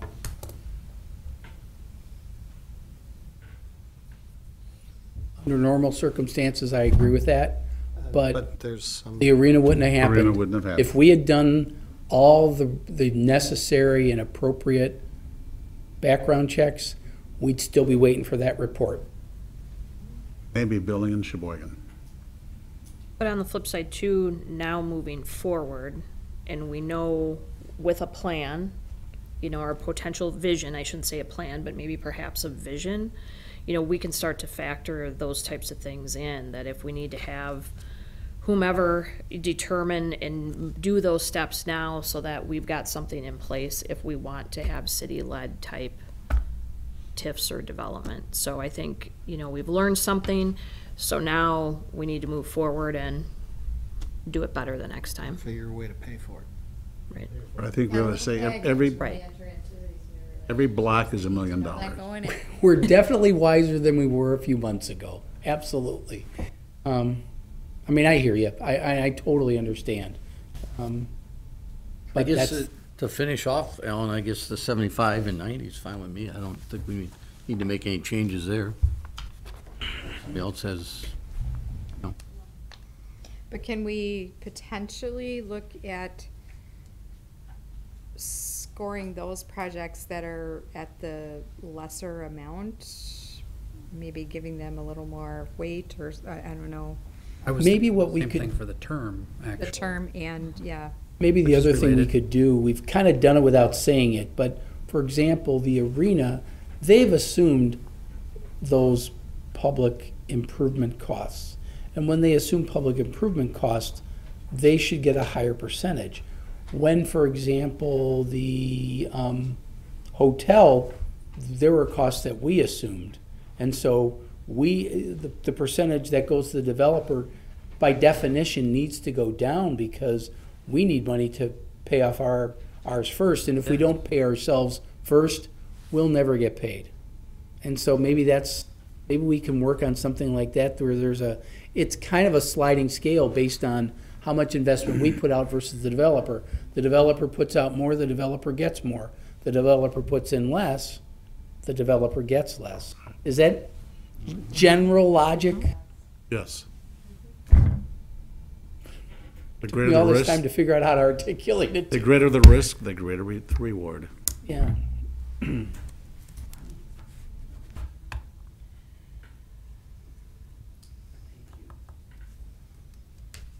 And then as far as the term, you can see that's varied from 15 to 27 years. That usually includes the 2 years where there actually isn't any TIF increment coming in. It's usually a 2-year lag because you have to build it, you have to get assessed, and then you have to get a tax bill, and then you have to get paid before that actual pay-go payment is made. So there's about a 2-year lag before anything actually happens with the payment. And Alan, correct me if I'm wrong, but I seem to have looked at some cities other than what's on here, and I want to say that I've seen some where they've actually given preference or priority to like 5-year TIFs. Is that a thing? Yes, I've heard the same thing. Some of them will only go 10 years out, period. I mean, that's possible as well.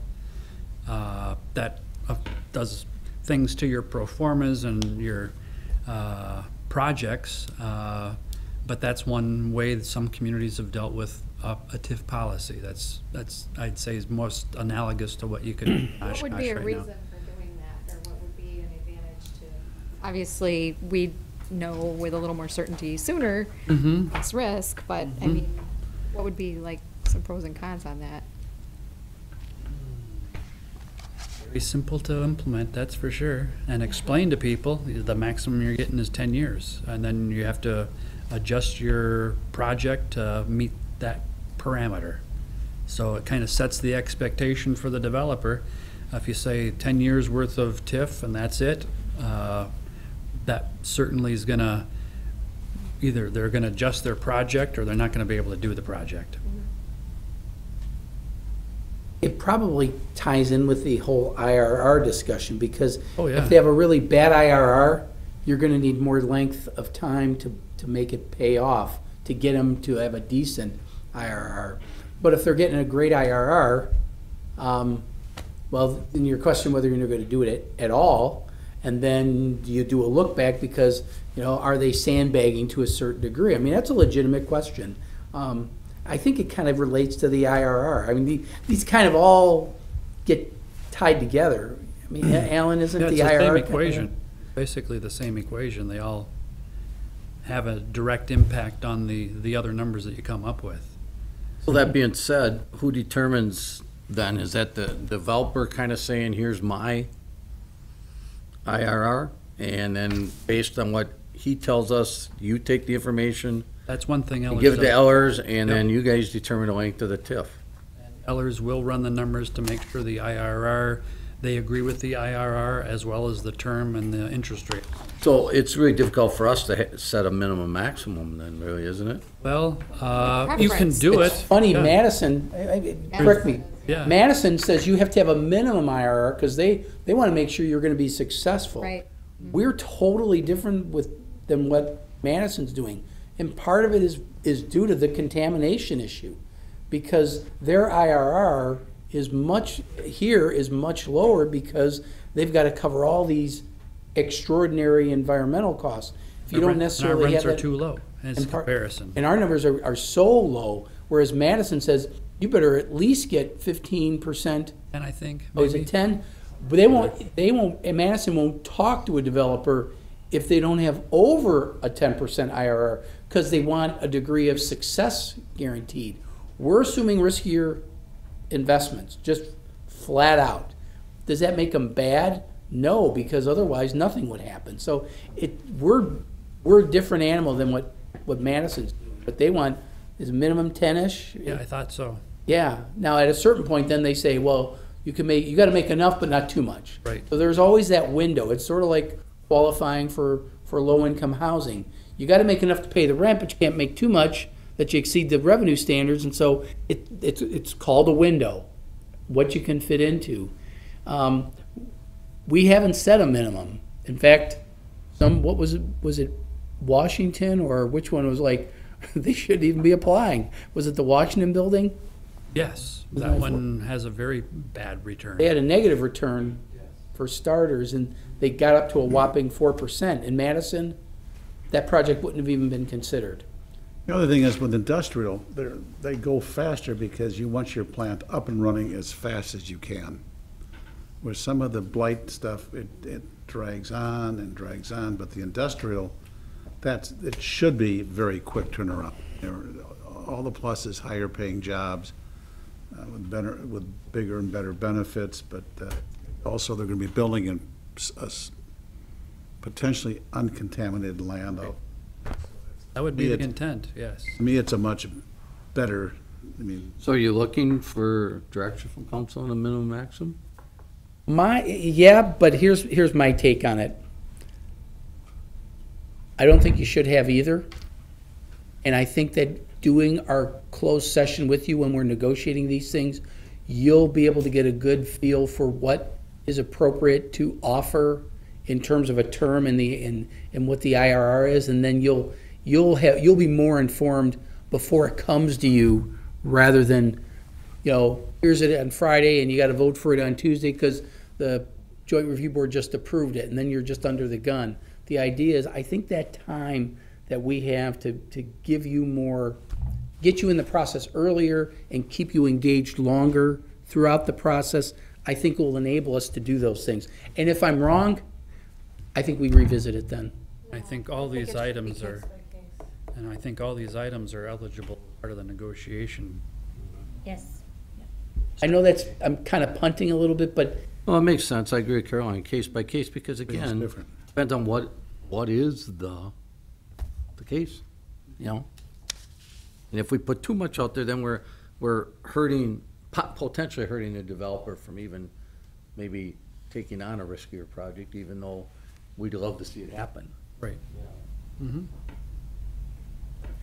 well, I appreciate the council asking for a second work session, because we didn't get our hands dirty. We got our hands dirty tonight. We got in the weeds. We got in the weeds, but it was a good venture into the weeds, not a bad venture. And putting you on the spot to vote on something, I get it, and I think this was Just to finish on the other guarantees, though, I do think though on job guarantee, I think it depends on, again, if it's a industrial grant, TIF, definitely I think we should be looking at jobs and sustainable jobs as part of it. And a minimum assessment, that's, Do we also look back though, at a certain point and say, or is that built in front end in the developer agreement about the number of jobs, if it actually was achieved or net, realized? The only one we're doing right now is Bemis, but we are doing exactly what you just described. What if it's a high-tech medical research facility that has very high-paying jobs? Do we look at number of jobs or income generated? What if it's about a business retention? right.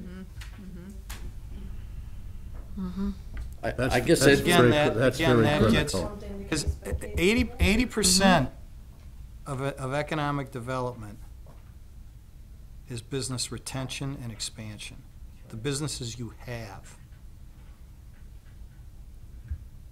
I think it goes back to Alan's point earlier in terms of the criteria. Proposed employment potential, it's got to be retained at or above the median, and that's what we got to really focus on. And we could always revisit that. I mean, but the idea is we want higher paying jobs To raise there. the bar. Everyone does. And that's what the Bemis one was predicated on. And there was the last one, minimum assessment guarantee. We've used that when we needed to cover city costs, for sure. Yeah, that's really when we need it, is to cover the Yes. city costs. So, do you have the direction you need, desire? Yes, I think we can put together the scoring sheets, and I think we have a good idea what to include in any closed session negotiations and set some parameters for developer expectation. Council comfortable with the fact that we'll be much more involved earlier on in the process? Well, also too, to have our attorney in finance from the beginning as well, so that as we have questions, they're able to answer them for us. I think that's another area that we stressed. Were we clear about the viewing of the project plan and the developer agreement timing? Did you guys get enough? The way we had envisioned it is before the TIF or the development agreement come to council. Now remember, just as a matter of course, because the city attorney can't kick me across the room, you cannot discuss the pros and cons of a TIF in closed session. The purpose of the closed session will be to work on the terms. But the logic is that if you can't get a good development agreement, you can't do the TIF. And in the past, we're like, approve the TIF, then the development agreement, and that is legally correct, but it's just not practically correct. You can be both legally and practically correct by working out the details of the development agreement. If you can't work out the details of the development agreement, the TIF's dead anyway. So there's value to getting it both. So I think the answer to your question, Councilor Palmieri, is before the TIF and the development agreement are approved, we're going to work out the terms of the development agreement, bring them to you, and get direction from you. And if we can achieve those objectives you gave us in the closed session, we can bring it to you and say, we got what you talked about, here you go. If we don't, we may have to go back for another closed session and until both sides are agreeable to that. And then the TIF just kind of hangs in limbo. But that's not bad, it's just, we're just kind of changing the order that we do things. But I think there's value to that. There's been a really good experience, because it's like, okay, what do we have to do versus what can we do and still be compliant? I'd like to invite everyone back tomorrow night, 5 o'clock, for budget workshop number Free to profit. Same 2 place, hours. same 2 time. hours. 2 hours, is that correct? That's, yeah. 2 Amanda hours. delivers on that. Same bat channel. So, Thank you very much. Thank you. Yes. thank you. Thank you for all the hard work.